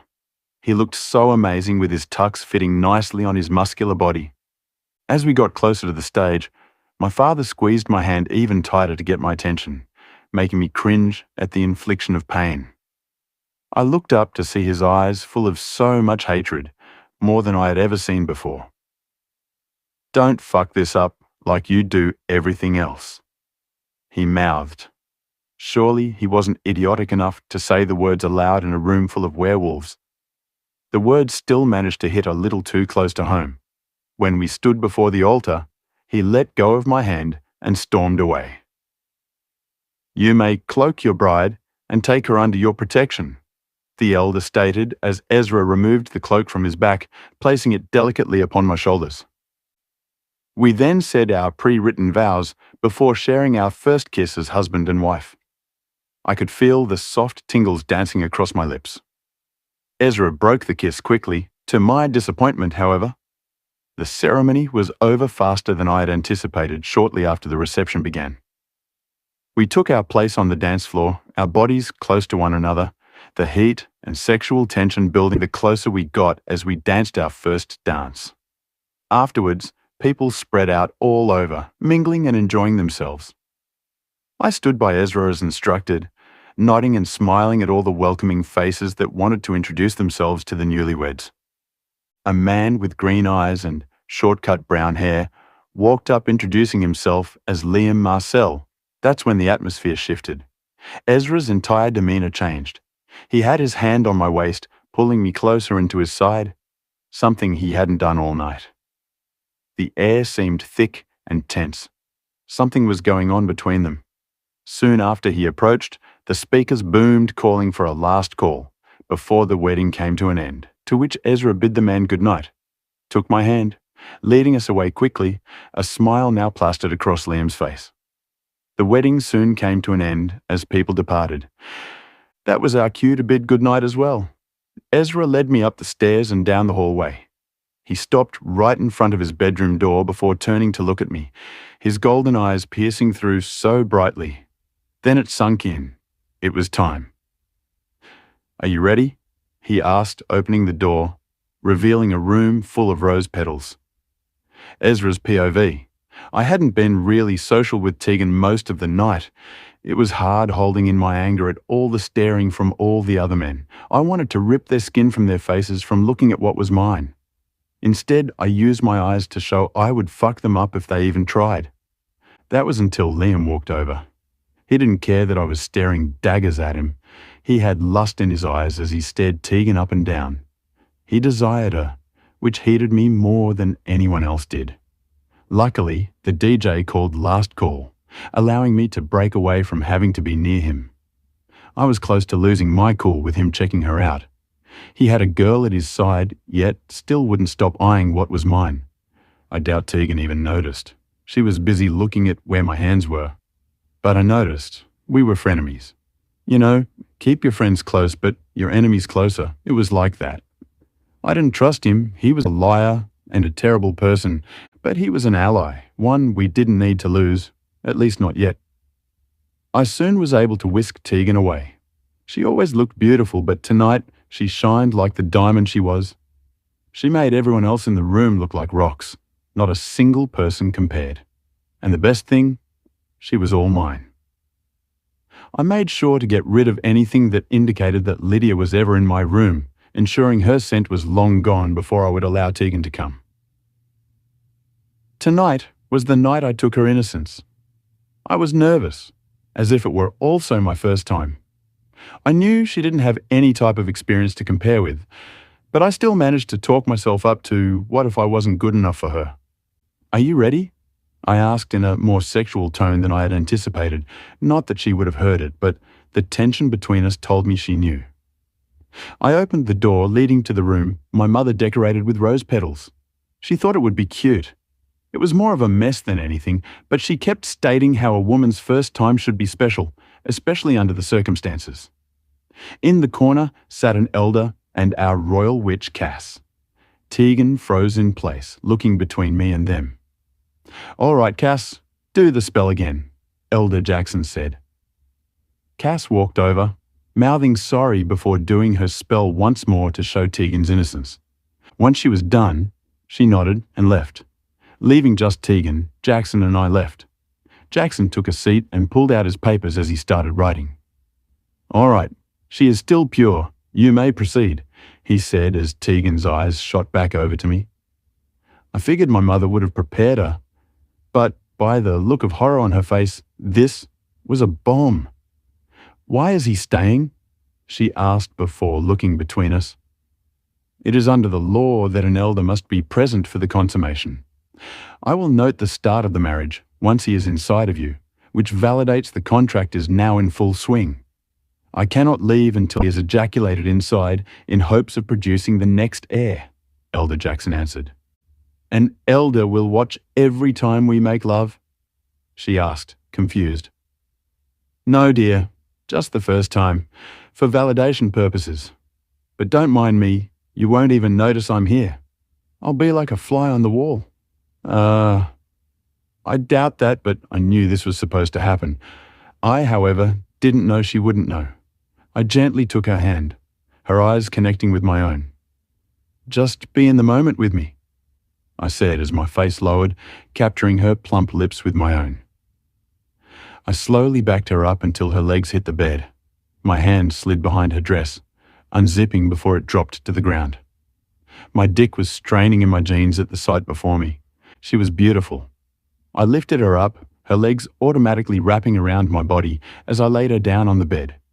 My face moved from her lips to kiss her body. When I broke free, I stripped out of my shirt. Her eyes were glued to my toned chest. King came forth as our claws descended enough to shred her lingerie in its entirety from her body, leaving her naked. The cold air hit her, making her nipples pebble. I dipped down, taking the left breast into my mouth while my other hand rubbed her right breast. A soft moan escaped her lips. I then started kissing downward until my mouth was hovering over her dripping pussy. My tongue then swiped, licking the juices flowing outwardly before I spread her pussy lips apart. Goddess, she tasted even better than she smelled. I began to run my tongue up and down her slit before ravishing her clit. She shook beneath me. I used my hands to stabilize her stuttering body. "Oh, goddess," she screamed out as her juices flowed out even more, telling me she reached her first of many orgasms of the night. I inserted a finger and began to pump in and out before entering another, getting her body ready for my cock. She was soon shaking again, her back arching at the pure bliss of her experience, making it even harder than before. I pulled my fingers out of her vagina and licked them clean before discarding my pants. My cock at full attention, ready for some fun. "Are you ready, little Red?" I asked, before I bent down, lightly kissing her neck. Her eyes bulged at the sight before she shook her head and spoke. "Yes," she softly whispered. I put my dick at her entrance, swiping it up and down before I slowly inched my way inside. "Fuck, you're so tight," I said, as I pushed a little more before breaking through the threshold. She whimpered out. I made sure not to move again until she could adjust. She began to rock her hips, letting me know she was ready. Her pussy tightened around my dick with every thrust. I then took her leg and put it over my shoulder, turning her body sideways, as I started to pump even faster. Moans echoed all across the room as her titties bounced with each thrust. I had never experienced anything as good as this. Her walls tightened around me once again, as she screamed out with another orgasm, which was when I decided it was the perfect time to mark her. I bent down, King's canines sinking into her skin. The feeling of us connecting made me come instantly. "Holy shit," I said, as I pulled out and laid next to her. Time of completion 22:45. "It is now official, King. Queen," Jackson said as he bowed and exited. "Oh, goddess, I forgot he was there," Tegan said, making me laugh. Tegan's POV. Once Elder Jackson was gone, we were back at it in no time. I wanted to try different things. Make him happy. Sexually. "What do you do, I cut him off as I put my finger to his lips. My legs were straddling his body as I kissed my way down south. I wanted to see if I could fit his huge cock deep into my mouth, like the porn stars did. Cradle the balls, stroke the shaft, swallow the gravy. I repeated to myself the sentence I had once seen in a movie. "What?" he began to ask, but quickly shut his mouth as I began to cradle his ball sack while gently stroking his shaft in the way I had seen the professionals do. I started out in a gentle stroking motion, going up and down with one hand as the other cradled his balls, massaging them gently. Once his cock was at full attention, I put his tip in my mouth, wetting it before sliding his cock down my throat. My saliva lubricated it enough to continue stroking without friction, in the same motion as my head as it bobbed up and down. I made sure to wrap my lips around my teeth before he entered my mouth so that I did not hurt him, applying pressure as if I were biting. But really, it was just tightly gripping his cock between my lips so that, when I sucked, he only felt the sensation of his cock going into something tight and wet. My eyes never left his face. I needed to know what I was doing was something he liked, since I couldn't hear if he made any sounds of pleasure. "Fuck, where did you learn to do this?" he asked as I continued to bob. I didn't answer. I only kept doing what I was doing. His face was showing me just how much he approved. I then began to twirl my tongue around his tip when coming upward, my hand sliding in the direction of my head every time I came up, while still massaging his balls. I used my tongue to then lick down his shaft while I continued to stroke his cock, never letting it go. My face, however, was heading further south to show his balls the same attention that was shown to his cock. I put one of them into my mouth, gently sucking and twirling my tongue in a circular motion around the sensitive area before moving on to the other side. A finger of my free hand slipped downward to his tank as I started to rub it softly, doing all three actions at once. "Holy Mother of Goddess," he screamed out in pleasure. I knew he was close to coming, so I stopped sucking his balls and took his cock once again into my mouth. After a few more strokes, his cock tightened inside of my mouth, and the warm feeling of his ejaculation gushed inside. I swallowed the load as some drizzled down my mouth and onto my chin.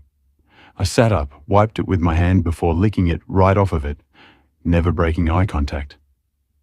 Semen was hard to describe, but if I had to, then I would describe it as the texture being creamy, like the icing off a cinnamon roll. However, it tasted nothing like that. It tasted almost salty yet slightly sweet, but not like any salty or sweet snack you may have had. It also had a very distinct smell of some sort of alkaline substance. "Where did you learn to do all of that?" I watched some videos, read some stuff on my phone. You're meaning to tell me you learned all of that by simply watching videos? Well, they are professionals, I stated as if it were obvious. You mean porn? What else would I mean? You watched porn. Yes, I had little to no knowledge, and you told me to prepare myself for your cock, did you not? I did, but watching porn. Is that bad? Goddess, no. May I watch you while you watch it and please yourself? I sat there for a moment thinking about his odd request when he could do it himself, but why not? Okay, if that is what you like. He stood up, walked to the TV, turning on porn before sitting on his couch that faced his bed. I rotated my body to face him, spreading my legs to give him a full view of my cunt. The porn immediately started with a delivery man and the woman seducing him. He pulls out his cock as she starts to take it into her mouth, like I had done to Ezra a moment prior. My body was angled to where I could sit upward, but also where he would be able to see the show. My hand grabbed my titty as I began to massage it sexually, making the nipple pebble up. My other hand trailed down my body until it reached my dripping wet pussy.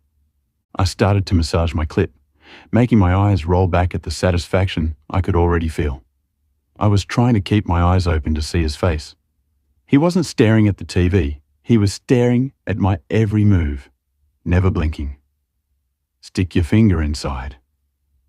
I did as he said and stuck my finger in, pumping in and out, making my body tremble at the overwhelming sensation.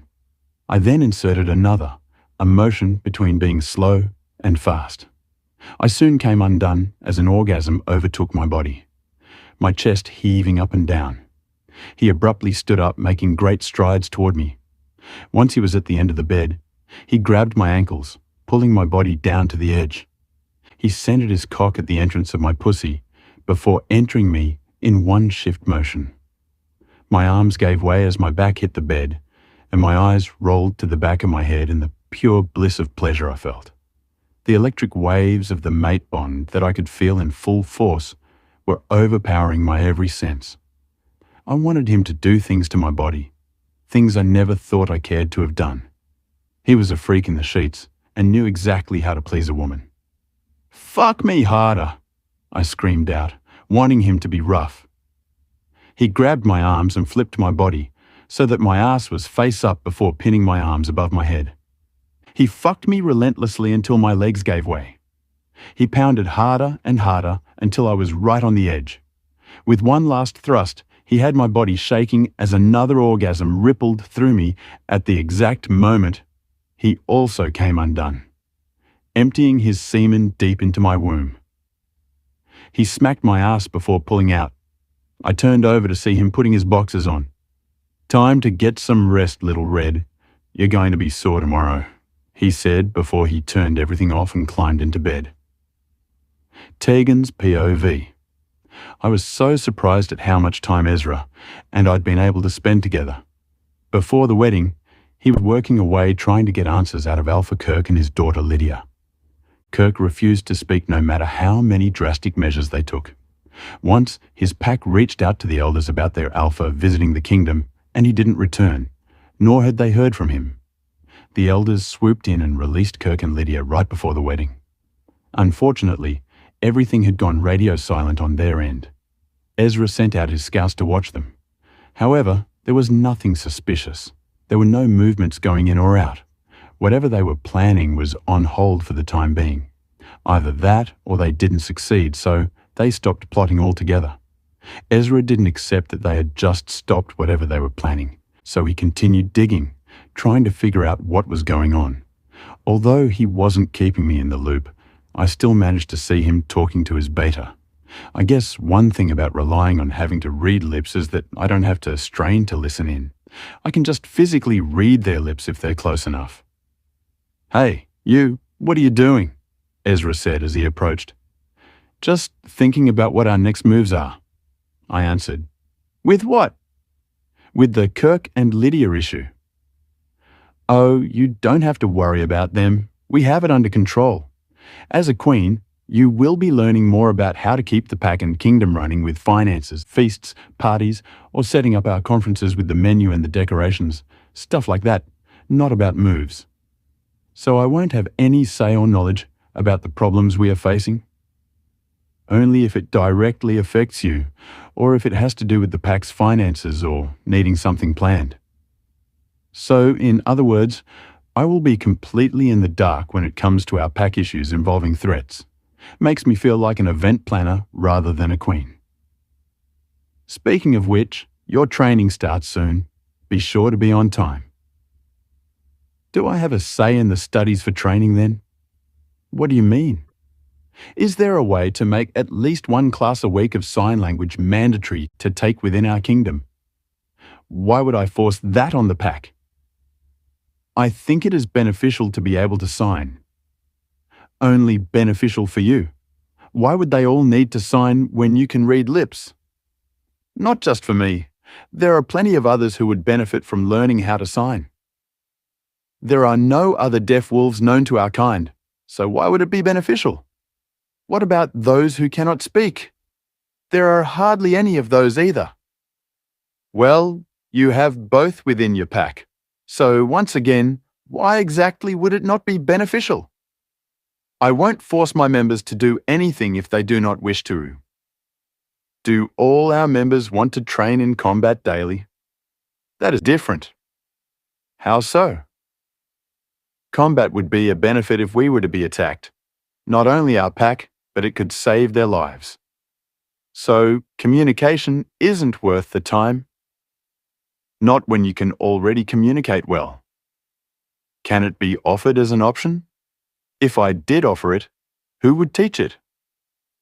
Me, of course. You will not have time between your own training and your duty. Okay, well, we could hire someone. My caregiver back home, Helena, and I learned together, so there has to be others we could hire.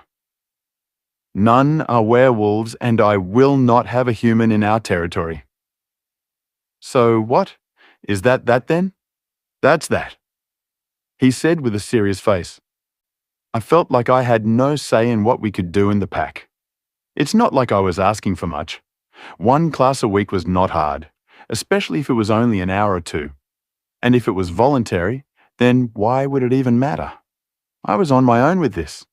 Maybe I can start off with little groups, and if more people show interest in learning, then I could bring it back up. I have to get to the office. We have some stuff to discuss. You need to get to your first training course anyway. Okay? Am I going to be sleeping in your room? No, tonight will be a long night. I will be out late. Go ahead and retire to your own chambers tonight. Okay, so will I see you for dinner? I will make an attempt to be at dinner tonight, yes? I shook my head in agreement as he kissed my forehead and departed. A few moments later, I left to head to my Queen's studies. It was supposed to be like lunar studies, but a bit more intense. Once I got to the area of the palace that the studies would be held in, I went in. Liliana was already there and had a few books sitting at an empty desk with a notepad and a pencil. As I entered, her face lit up with excitement. "Welcome, welcome," she said, clapping her hands together. "Have a seat and we will jump right in," she said with a big smile on her face. So let's start with, what do you know about the duties of being a Luna? Of course, a queen has more duties, but we will start with Luna first, since the queen does all of what they do, and then some. This is a great way to completely embarrass me right off the bat. I knew absolutely nothing about it. That we are to be the mother to the pack, I said, making a good guess. Okay, anything else? A party planner. Okay, there are a lot more important duties, but that is a good start. How about we just start from the top and work our way down? I shook my head, yes, so I didn't have to further embarrass myself. So, before we get into the duties of a queen or Luna, how about we go over the history of how it all started? I shook my head, yes. She began showing clippings of all the previous queens, the years they reigned, how they were chosen, and the outcomes of their leadership. What they did to benefit the pack, or what some did to almost ruin the pack. I want you to read 2 chapters before tomorrow. Then we will discuss what you read, she said, handing me another book. Yes, Queen. It is just Lily to you. You're my daughter-in-law, she said with a smile. Thank you, Lily. I will see you tomorrow. Oh, another thing before you go, she said as I picked up my books. Don't take no for an answer. You need to have a backbone to be a good queen, she said before winking. I wonder what she possibly means. Ezra's POV. It had been a month since my wedding. A month to see how she would be as the queen. I had heard nothing but good things from the trainers in all areas.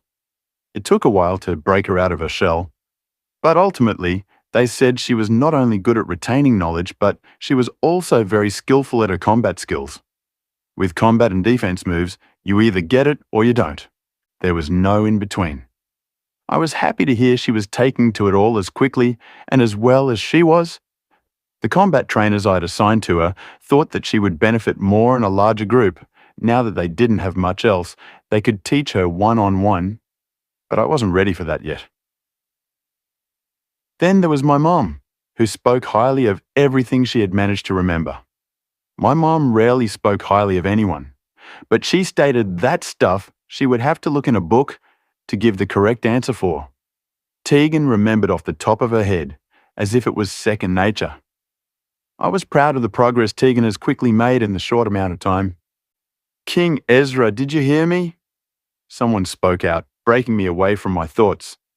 Sorry, no, say it again. I felt bad. All I could think about lately was Tegan. Her every movement invaded my thoughts. The more time we spent together, the more I felt this weird feeling towards her. Was it love? Maybe, but how would I know? Either way, I needed her like I needed air to breathe. The longer we were apart, the more my thoughts were consumed with thinking about her. I wasn't sure how normal it was to wake up with her being my first thought and going to sleep with her being my last thought. I felt as if I was going mad. I couldn't focus if she was away from me for too long. I was like a shell of myself the longer I was without her, which didn't help during the long council meetings. I was stating the Queen has yet to mark you. Why? That was a good question. We have had sex multiple times, and not once has she marked me as hers. Although we have our bond from me marking her, it wasn't completed. I have often wondered why she hasn't yet. My wolf protects her as his mate, so the bond is there. But was it only half of what it could be? If it was complete, would my every thought still be clouded with the need to be near her? I am not sure, I answered honestly. It has been 1 month since consummation has taken effect. She has 24 hours to mark you back, or we will have to terminate the contract and find a new queen who can fulfill her duties as the mate to the king. We will complete that part of the contract tonight. Is that all? I asked, looking around at all the nosy assholes who took joy in controlling my love life. That is all, Your Highness.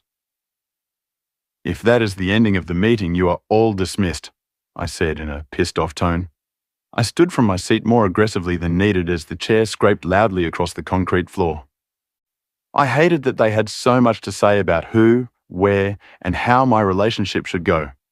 I should be able to fuck, mark, and mate my queen when I want to, not when they do. I also shouldn't have to fuck her in front of them for the first time too. That was supposed to be a special moment for her. It was her first time. Yet she had to be watched. Nobody should have to be under observation during the most private and intimate moment of their lives. It still infuriated me that the elder knew what sound she made when she was orgasming. That should only be knowledge for me, only music to my ears. Not another person in this world should know how she sounded, but in order for me to be king, I had to follow the laws that were placed before me. If only there was a way around that. I decided to go check in on her without her knowing. She was in combat training at the moment, and I hadn't had the pleasure of seeing her fight myself. I just so happened to have enough downtime to go observe. Once I entered the training room they were in, I went into my personal office that had a two-way mirror to watch from above. I didn't want to distract her. I wanted to see what she could do. Her red hair was tied up and her body glistened with sweat as it dripped from her face down to her breasts, which were contained in a tight sports bra. Her appearance made me feel wild. I wondered how it would feel to train her myself. Would I go easy? Would I purposely pin her to the ground so she could feel my erection before making her tap out? She was blocking his every hit. The trainer was not able to land a single blow. Her leg kicked out and swiped, knocking my best warrior from his feet right on his ass. You are not giving it your all. If she wants to become better, you cannot hold back. I mind-linked him. My all. Are you sure, Alpha? Yes, if you don't, she won't get better. Okay, sir, I will give it my all. Okay, time for a water break. Then when we come back, we will both give 100%, no holding back. The rules remain the same, no shifting. If you become pissed off, you need to say it because these fights are not physically harmful. We are not fighting to harm one another. Understand? I heard him say, while Tegan's head shook. Yes. They took a small break to catch their breath and get some water. Her body had already changed so much with her workouts. She was more muscular and toned. All right, this round we will both give it our all until one tap out. Got it? Got it, she replied as they circled one another. Tegan watched his every move, waiting for the right time to attack. When she saw her opening, she didn't waste a moment. The fight was intense. He managed to hit her more than once and knock her down, pinning her. However, she maneuvered her body to get from underneath and take control. I was impressed with her progress. They didn't lie. She was skillful, especially because she only started 1 month ago. However, before I was comfortable with her training in large groups, I wanted a few training courses with her, one-on-one. I walked downstairs clapping my hands. She looked up, following her trainer's eyes. Very good, little Red. But are you ready to take me? I asked with a smirk. Ezra's POV. Her eyes widened when she realized I'd been watching. Ready for you? She asked questionably. For our one-on-one session. Her face paled at my request. She had been training for an hour now and still had 30 minutes remaining of her combat training, to which I decided I would take over. I didn't have any more meetings, so why not? Today? She asked. Right now. But what about Lamar? He is dismissed for the day, I replied before diverting my eyes to our warrior and nodding for him to leave. Once he was gone, it was just Tegan and I remaining alone. So where do we start? She asked like it was her first time. I've seen you battle fiercely in your human form and have heard nothing but good things. So how about we start with training in your wolf form? My wolf form? She asked with a shaky breath. Yeah, it shouldn't be a problem. These rooms are big enough to accommodate the transformation of 2 wolves and be able to hold a one-on-one battle within the walls.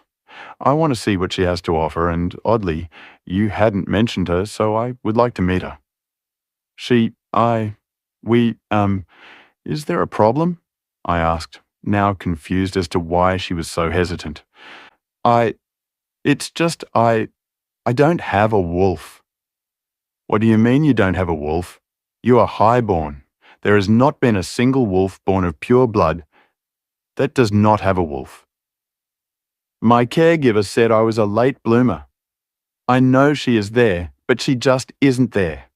Maybe because of being deaf, I cannot talk to her. I don't know.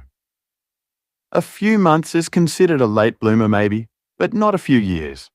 Even if what you say is true about not hearing her, she would have forced a shift at some point. You haven't shifted? No, but I have superb eyesight, and other enhanced senses a wolf has. Just no wolf? Just no wolf, she repeated to me. How is that possible? I don't know. The doctors ran every test they could, and I still have no answers. I closed my eyes to take in all the information. How had I not sensed she had no wolf? I felt as if I sensed one, but if she still hasn't shifted, then what she is saying must be true, which means she won't be able to mark me back. Which also means Our contract will be forcefully ended once the elders find out. This was not something I could hide. They gave her 24 hours to mark me. There was no way that if she hadn't had a wolf this long, that she would magically get her now. We were both fucked, and she didn't even know it. The one person I can't seem to get off my mind, the one person my body wants the most, is going to be taken away from me, and there is nothing I could do about it. Follow me, I said, before abruptly turning around to head out of the training room. What about our one-on-one? There are more important matters at the moment, I said as we walked from the training ground, back to the pack house to go see my own pack doctor. I needed answers. As we entered, the doctor's face lit up with happiness. Ah, Alpha King Ezra, so nice of you to come by. What do I owe the pleasure? Hello, Erin. It is good to see you. I've come today because I need tests to be run on Tegan, I said, as Tegan stepped from behind me. I see, and what sorts of tests are we talking about? Everything. I want all the panels done. I want to know why she is wolf-less. I ran some tests when she was brought in after being attacked and they were all inconclusive. She said, looking between us, run them again. Top priority. I want them done as quickly as possible. I can redraw some blood, take some images and try to figure it out, but some tests take longer to come back. I want it rushed. This is time sensitive, I demanded. Yes, Alpha. Erin, the pack doctor said, before turning to take Tegan to the room for further testing. I sat outside the door stressing about the outcome. What was going to happen if they found out she was wolf-less? I must have dozed off because a soft tap on my shoulder brought me back from my unconscious sleep. I looked up to see Tegan's face. A small smile danced at the edges before disappearing. The test results are back, she said as she turned around to head back inside the room. I looked at my phone. I saw 6 missed calls from Uriah, 4 missed calls from my mother, and 1 missed call from Elder Jackson. It was now daytime, the night gone. I would have to call them back in a moment. When I entered the room, Tegan was sitting on the bed with a gown on. We have the results from the rushed blood work, Alpha, Erin said softly. And I still don't see anything hindering why she wouldn't have a wolf. It was also inconclusive, she said as my phone rang out again. I looked down at it to see Uriah calling again. Fuck, okay, thanks. I have to take this, I said, moving away from the bed. There was also another test I ran that didn't have to do with the wolf part. Just tell Tegan then, this is an important call. I have to take it all, I said before walking out and answering his kitty call. Dude, where have you been? I have tried calling all morning. Busy. What's up? They are holding an emergency council meeting right now. Get down here fast. On my way, I quickly said before hanging up. When I got to the council room, all the elders were present. Also, Uriah and my mother were there. What is the meaning of this? I demanded. The meaning of this is that I caught word that our queen is wolf-less, who, no matter who said it, is it true? He asked, cutting me off. I just found out tonight. I stated bluntly. Tisk tisk, well, if this is true, you know the rules. To be king, you must have a suitable queen. If you want to remain the king, you will reject her. We will find a suitable mate for you once that is done. But we mated. Indeed, but her condition breaches the contract, voiding it. We will find a more suitable mate to be queen. And if I don't want another mate? Ezra, my mom interrupted. Duties over mates, she said with tear-stained face. I looked back at the elders, who all had emotionless facial expressions. Fine, I said through gritted teeth. Wonderful. The girl has already been called on. They wanted me to reject her here, in front of everyone? Tegan's POV. Ezra quickly left the room in a hurry. I looked back at the doctor with curiosity about what else she managed to find. I figured he would want to know all the results, but that is fine. Are you ready for the information I found out? You said it hadn't to do with my wolf? No, it does not. Is something wrong with me? Not at all. Have you been feeling tired or nauseous lately? Now that you mention it, I've been feeling down in the dirt. But I've been working hard on the training courses, all or nothing, right? Well, I want to congratulate you. On my training? Not exactly, you're pregnant. Congratulations, Queen Tegan, she said with a beaming smile. I am pregnant, I repeated in a stunned state. I mean, of course it was possible. We have had sex multiple times which he hadn't pulled out once, but I just didn't expect it to happen so quickly. I was glad it did, of course. I only had 3 months to become pregnant, so the news makes me happy. But I was still surprised nonetheless.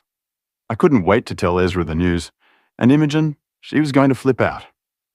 Thank you, doctor, I said with a beaming smile.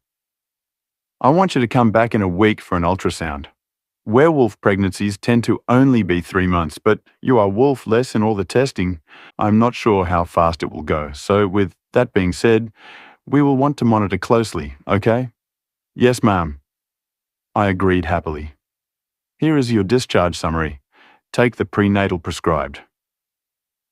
Thank you, I said before leaving. I kept reading the papers. Pregnancy. It's really happening. I'm going to be a mom. I will never let anything bad happen to you, little bean. I promise to never let you go through what I did. I already love you so much. I tried to whisper while holding my flat stomach. As I continued walking down the hallway, a burly man stood in my way. I looked at him confused. He simply handed me a paper that was sealed shut with a hardened seal.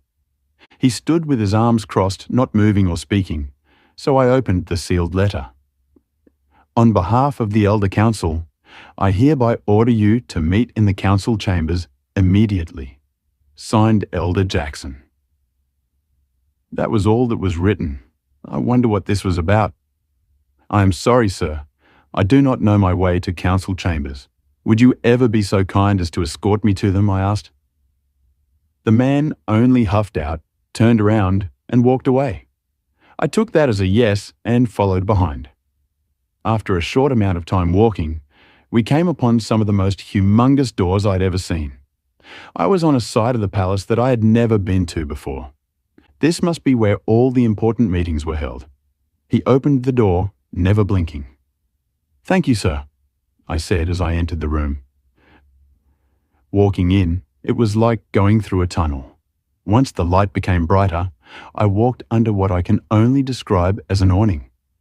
When I entered the room officially, it was surrounded by seats all around the room in a circle. There was one seat in the middle.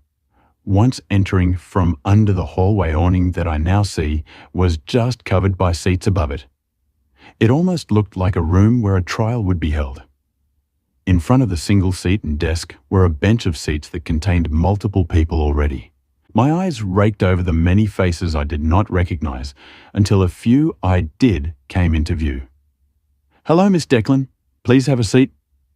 The man I knew to be Elder Jackson spoke first as his hand pointed at the seat in the middle of the room. It's now Mrs. Hendricks, sir, I corrected.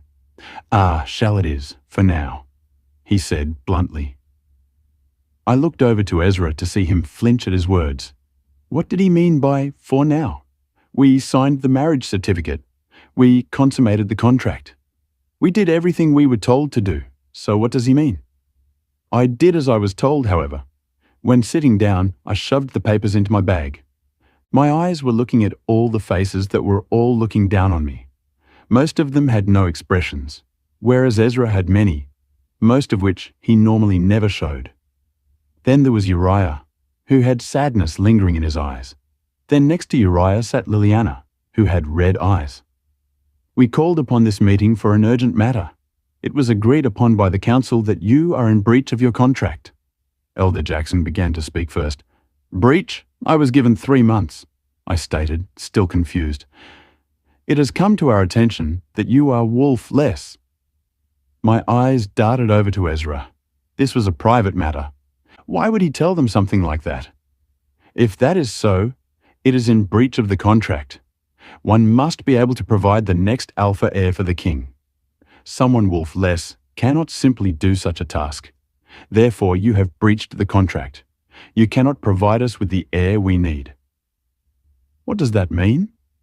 That means, in order for our king to have a legitimate heir that will be a wolf and be able to rule our kingdom, he will need a suitable mate to be able to do such things. But we mated, we consummated the contract. I am PR. You are not suitable for the Queen's position. In order for him to remain king, he must do right by the kingdom and void the contract. He interrupted before I could give him the news. Ezra? I asked, looking at him with pleading eyes. I am sorry, Tegan, was all he said, shattering my heart before I even had the chance to tell him it was his. Sorry? I asked, knowing what was about to happen next. I have your bags in the car waiting for you. The driver is yours for any time you need him. He will take you to a hotel that is already set up for you to live in. Your father will be paid. Do not worry. You will also have a card that has endless funds. Buy whatever you need. I will never shut it off as long as I am breathing. Alpha, the contract is voided. None of that will be necessary. Elder Jackson spoke up again. It is, and that is not something you can or will stop. Do you understand? He demanded, making the elder shut his mouth. I'm sorry, Tegan. Please, Ezra, I love you, please. He flinched at my words. I, Ezra Hendricks from Blood Moon Pack, reject Tegan Hendricks from Blood Moon Pack to be my Lunar Queen and mate. The contract ends today. Tegan's POV. As the words left his mouth, my body crumbled over in pain. It was all I could feel while everything inside of me was breaking. It felt like a piece of myself was being ripped away. I was losing my mate. Not just my contracted mate, but my fated mate. Not that anyone aside from me knew this news. Ezra couldn't have known, not while having a curse on him, to not recognize the fated mate bond. He was as clueless about me being his fated mate as anyone else in this room was. It didn't make my heart hurt any less. I could feel our bond snapping as I fell to my knees, tears gushing down my face. Then suddenly I felt nothing, as everything around me turned to darkness. I opened my eyes to nothing but blackness surrounding me. Was this death? I got up off the ground as I aimlessly walked in the darkness. I saw nothing. I felt nothing. I was all alone in my own hell. What had I done to deserve this treatment my entire life? I got a glimpse of what my life could be like before it was ripped away from me, all because I was wolfless. Had they not seen my heightened senses? My ability to heal as if my wolf was there? Even if they did, I doubt it would have mattered to them. I was useless here, just like I was back home. How could he reject me so publicly to humiliate me even further? I had done all that was asked of me. I followed every rule down to the preg. Oh, goddess, no. Please, not my baby. I don't care how much pain I am put through, but please don't tell me this hurt or killed my baby. I quickly looked down at my flat belly. I wasn't in any kind of pain anymore, so surely that meant the baby was okay. But if I am walking around in a black hole, does that mean the pain killed us both? I suddenly broke down as tears began to rush down my face. Do not cry, my dear.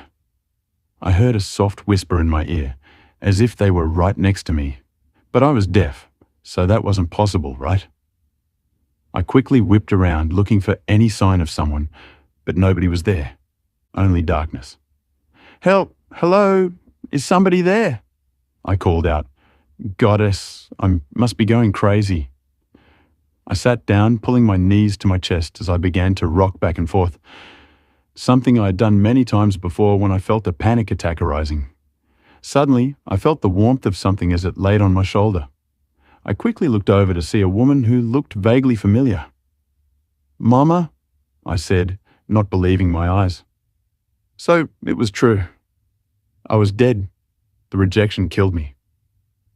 I come in the figure of who you want to see. My name is Celeste. Celeste? Imogen mentioned you once. You're the moon goddess, right? I am the mother to all who worship the moon. My mother is the moon goddess. I am not your mother by birth. I use this form because this is who your heart desires the most in your time of need. I chose this figure to ease your pain. What is your real figure? I am whoever the person I am speaking to wants me to be. I have not one form, but many. Are you here because I am dead? Are you here to offer me life again at the cost of something? I asked, changing the subject abruptly. A smile spread across her face, the face I'd dreamed of speaking to all my life. You're not dead. I just came to talk. If I'm not dead, then that means... I looked down at my stomach as I held on tighter to the flat surface. And my bar. Alive and well? She said, interrupting me. How can I hear you? Being able to hear was so strange. I could hear the way my voice sounded. It wasn't nearly what I'd expected it to be, with all the bullying over the years, but it was still different, kind of muffled. You can keep this ability to hear if you choose to. What must I give in return? Nothing like that. It will be a gift from me to you, for all you have endured. Then why even make me deaf to begin with? Some things were meant to happen in your life to shape who you are so that you are able to do what you need to do. And what do I need to do? I asked curiously. Protect the werewolf realm and kingdom. How can I do that? You're special, Tegan. I know you have felt the strange surge of power. Once, I admitted. It only takes once to awaken. Now you just need to learn to control it. To bend it to you will... Why me? Because your mother before you was our last realm protector before she passed. Now it is your turn. My mum had powers, great and mighty powers. She controlled the elements of earth and water. And what will I be able to control? There are 4 elements: earth, water, fire, and air. I am not at liberty to say what has been gifted to you yet. That is for you to find out. What happens after I find out? You master your abilities. So, with those abilities, I use them to somehow protect the realm of werewolves? Lee, a great war is coming. One only you can stop. I have no battle experience. Lucky for you, you don't need experience to learn and succeed. I must go now. They're calling for you. Enjoy Gemma and your new abilities, she said before kissing my head, then disappearing in thin air, as if she were never there. Who the hell was Gemma, I was thinking, as a faint echo of my name was called out from the darkness. I followed the echo until the darkness turned to light as my surroundings began to come back. Soon my eyes fluttered open, and I was once again in the trial room.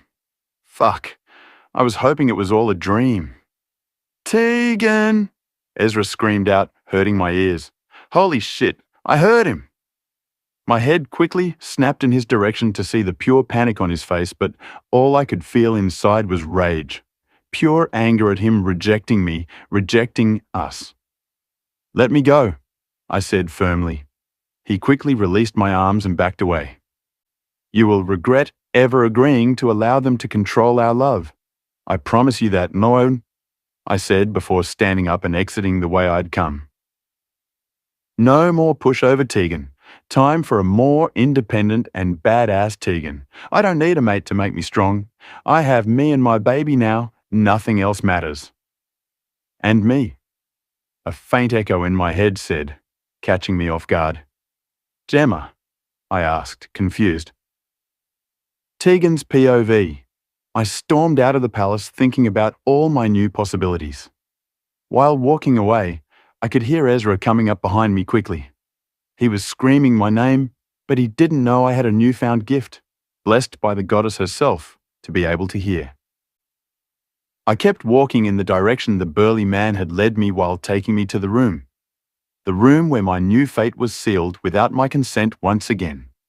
Next time any decisions are made regarding my life, I will be the one making them. Nobody else will be making them for me. I could now see the front doors to the palace as Ezra finally caught up. I could hear his footsteps right behind me before he grabbed my shoulder, spinning me around, pissing me off even more. "Take your hand off of me," I screamed as I felt a new presence push forward. "Tegan, your eyes. I thought I saw it back there too. You have a wolf. I thought you said you didn't." "I didn't. Then I did. It is none of your concern now," I screamed. "It does concern me when it comes to my mate. You rejected me back there, remember?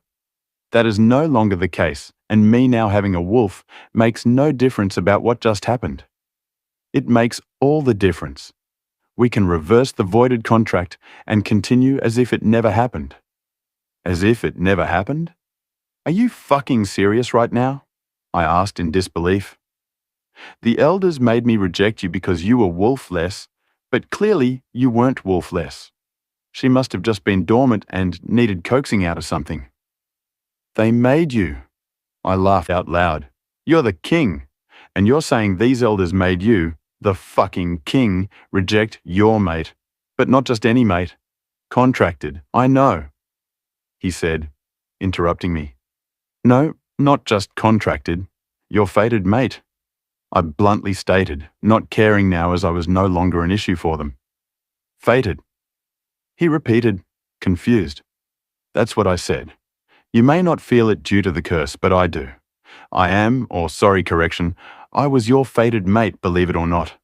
But none of that matters anymore." "All of that matters," he said as he tried grabbing my hand, only for me to back away. "I hope you find what you are looking for, Your Highness. I will take the car, the hotel, and the card as promised, and take my departure. You won't have to worry about me anymore." "No, wait, Tegan. You are what I'm looking for." "Clearly not." I laughed out loud. "Oh, also, fuck my dad. Don't give him a penny. I didn't fulfill his contract. He deserves nothing," I said before slamming the front door and walking outside. I walked straight to the car, where the burly man from before stood with the door open for me. I got in as he shut the door behind me. He got into the driver's side, starting the engine and pulling the car from the circular driveway. Ezra now stood on the steps, his face completely broken. For a moment my heart ached seeing the pain it was also causing him, but I couldn't think about that now. I had more important things to worry about, like what I was going to do next. Once we arrived at the hotel, I got out as the man began to grab my packed bags. They weren't playing. While I was either in the hospital or in the meeting, they managed to pack all the belongings they had purchased for me, along with all the products and accessories, which were already in the car ready for me to leave. I didn't even get to say goodbye to Imogen. Once we arrived, I walked indoors, going straight to the front desk. "Hello, ma'am. Welcome to the Grand Lodge Hotel, where all species are welcome. How may I help you?" "Checking in. I am not sure what my reservation is. My name is Tegan Hendricks. Technically, I was still Hendricks until we were legally divorced by the law of humans." "I see Hendricks, but under another first name." "Ezra?" "That is it. There is no end date for checkout, is that correct?" "That is correct." "Okay, here is your room card. You're in room 204. Do you need help with your bags?" "I just need a cart, please." Once she retrieved the cart, I rolled it outside where the man stood waiting. "I got it from here, thank you," I said, giving him a look, waiting for his name. "Tanner Brooks." "Thank you, Tanner," I said as I started trying to load my bags onto the cart. "I got that, madam." "It is fine. I got it. You should go back home." "This is my home for as long as it is yours. I am in room 205. Shall you ever need me?" "Aren't you a driver?" I asked as he laughed out. "No, madam, I am the top warrior for Alpha King Ezra. He has assigned me to look after you." "Like a bodyguard?" I asked with a chuckle. "Whatever you need. Bodyguard, chauffeur, late night food run. Anything." "Won't you miss your family?" "I am assigned a duty. No matter how long, that is what I am obligated to do." "Okay, so where are your bags?" "I have a small bag up front. Just a small bag? That is right. I travel lightly, he said as he began to load my bags onto the rolling cart. As we started walking back indoors, I decided to spark another conversation. You're not only a wolf, are you? No, madam. I am a hybrid of wolf and bear. His burliness now makes sense. Are there many hybrids in the kingdom? All sorts. All are half wolf, of course. What other species? Where I came from, there were only wolves. There are all sorts that reside within the kingdom. Part bear, part vampire, part witch, wizard, part fae. Many species. I wish I could have met them all, I stated sadly. We are not all worth meeting, he bluntly replied as the elevator doors opened to the second floor. Everyone is worth meeting. You never know who would make a difference, I stated. Once we were at my door, I used the key card to enter. He helped unload my bags from the cart before handing me a piece of paper with his number written on it. He then headed to his own room with his bag. When he got to his door, he spoke once again. If you need anything, just holler.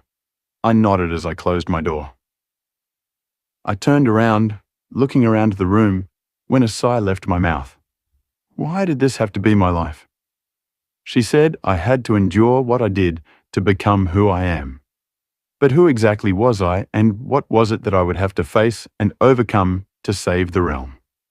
Ezra's POV. It had been a week since Tegan left. I hadn't reached out. I knew she needed time, but I wasn't going to give up. Not that easily. I would chase her back no matter how long it took. I knew in my heart she was the one for me.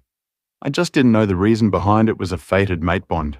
I couldn't tell the elders this. They would have her killed for her mere presence. Maybe the curse wasn't as strong as they thought. I felt this strong connection to her. My wolf felt overprotective and needy.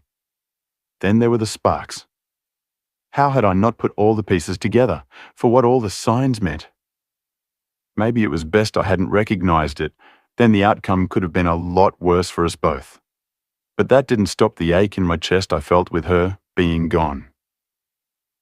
I swirled the golden liquid in my cup before taking a sip and letting out a sigh. I hadn't slept much since she left. I couldn't stop thinking about what I did wrong. I could have fought harder, helped her get her wolf out. The signs of a wolf were all there. She just needed the extra push. But I gave her the push, just not the good kind. I allowed them to dictate my future and push away my one chance of happiness. And for what? To be a miserable king the rest of my life? There was no way I would ever replace her. It wouldn't happen. Mate did not reject us, King stated. No, we just rejected her. But Mate did not accept. She ran away, he stated, making me think for a moment. So that means we have a chance. A chance to chase Mate back. We have to make it the best chase one has ever done, King stated, a fact that I couldn't agree more with. A knock at the door took me out of my thoughts. Enter, I hollered out. It's cold outside. What are you doing? My mother's voice echoed across the room as I leaned over the railing on the balcony looking out across at the empty room. Drinking. What do you think I am doing? Are you drunk, Ezra? No, perfectly sober. Your breath smells of nothing but liquor. When did you last eat? Doesn't matter. Yes, it does. You need to stop moping around. You are the king. Start acting like it. I am no king without a queen, remember? They have found a new suitor. I don't want a new suitor. I want her, I screamed out, my voice echoing across the open land. The contract has been voided. It no longer... Fuck the contract, I said, interrupting her. You know that it is set in place for a reason, Ezra. And I don't plan on signing another either. They cannot make me. They can strip you of your title. I'll kill them all before that ever happens. Then what can they do? You cannot kill them, she yelled. I can and I will if they try to stop me from bringing my mate home. You're not thinking clearly. You're drunk. I have never thought more clearly than I am right now. I should never have let her go. I fucked up. Get some rest. We have council meetings tomorrow. Yay for me. Discuss who they want to wed me to now. Just fucking thrilling. Give them a chance, my mother said with pleading eyes. But she doesn't know what she is asking me to give up. You're right, I'm drunk. Can you leave so I can get some rest? I asked, not wanting to discuss the topic any longer. I love you, son, my mom said, as she kissed my cheek before leaving me alone in my thoughts again. Once the door was closed, I looked back across the way towards her old room again. Nothing but blackness stared back at me. No sign of her anywhere. I knew she was gone, but I couldn't help but wait for her to walk out on that patio like many times before just to catch me staring. But this time, she wasn't there. I pulled my phone out to look at the pictures I'd taken of her beautiful sleeping figure. Everything about her was so perfect. Why did I go and fuck up a good thing? My finger hovered over her name, aching to push the button to hear her voice again. I resisted, however. It was late. Instead, I scrolled up to see Tanner's name, the guard I sent to be with her at all times. I clicked his name to get an update for the day. The phone rang once before he picked up the other end. Alpha, is everything okay? It's midnight. Yeah, sorry, I had a busy day. Just wanted to check in. Anything new? She hadn't come out of her room much, but today she requested I take her to a local doctor. She didn't want to go to a human hospital, so I took her to this local witch wolf doctor that does medical care for all non-pack members of many species. Why not take her to our pack doctor? She asked to be taken to this doctor in particular. I'm not sure where she learned about her, but she insisted on not returning to the kingdom. When I tried to get her to go there instead of some wolf witch doctor, she stated if I did not take her where she wanted, she would find her own ride, so I took her there instead. Do you know what she needed to go for? Only that the medicine she was given at the kingdom had run out and she needed more and to get an update.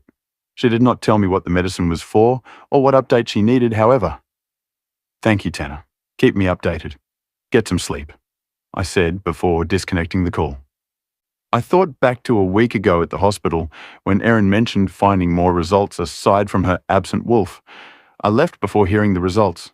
I wonder what she diagnosed Tegan with and why she needs medicine. I laid my glass down before leaving my room. It may be midnight, but I was going to find out. I got to the infirmary in no time. Alpha, it's late.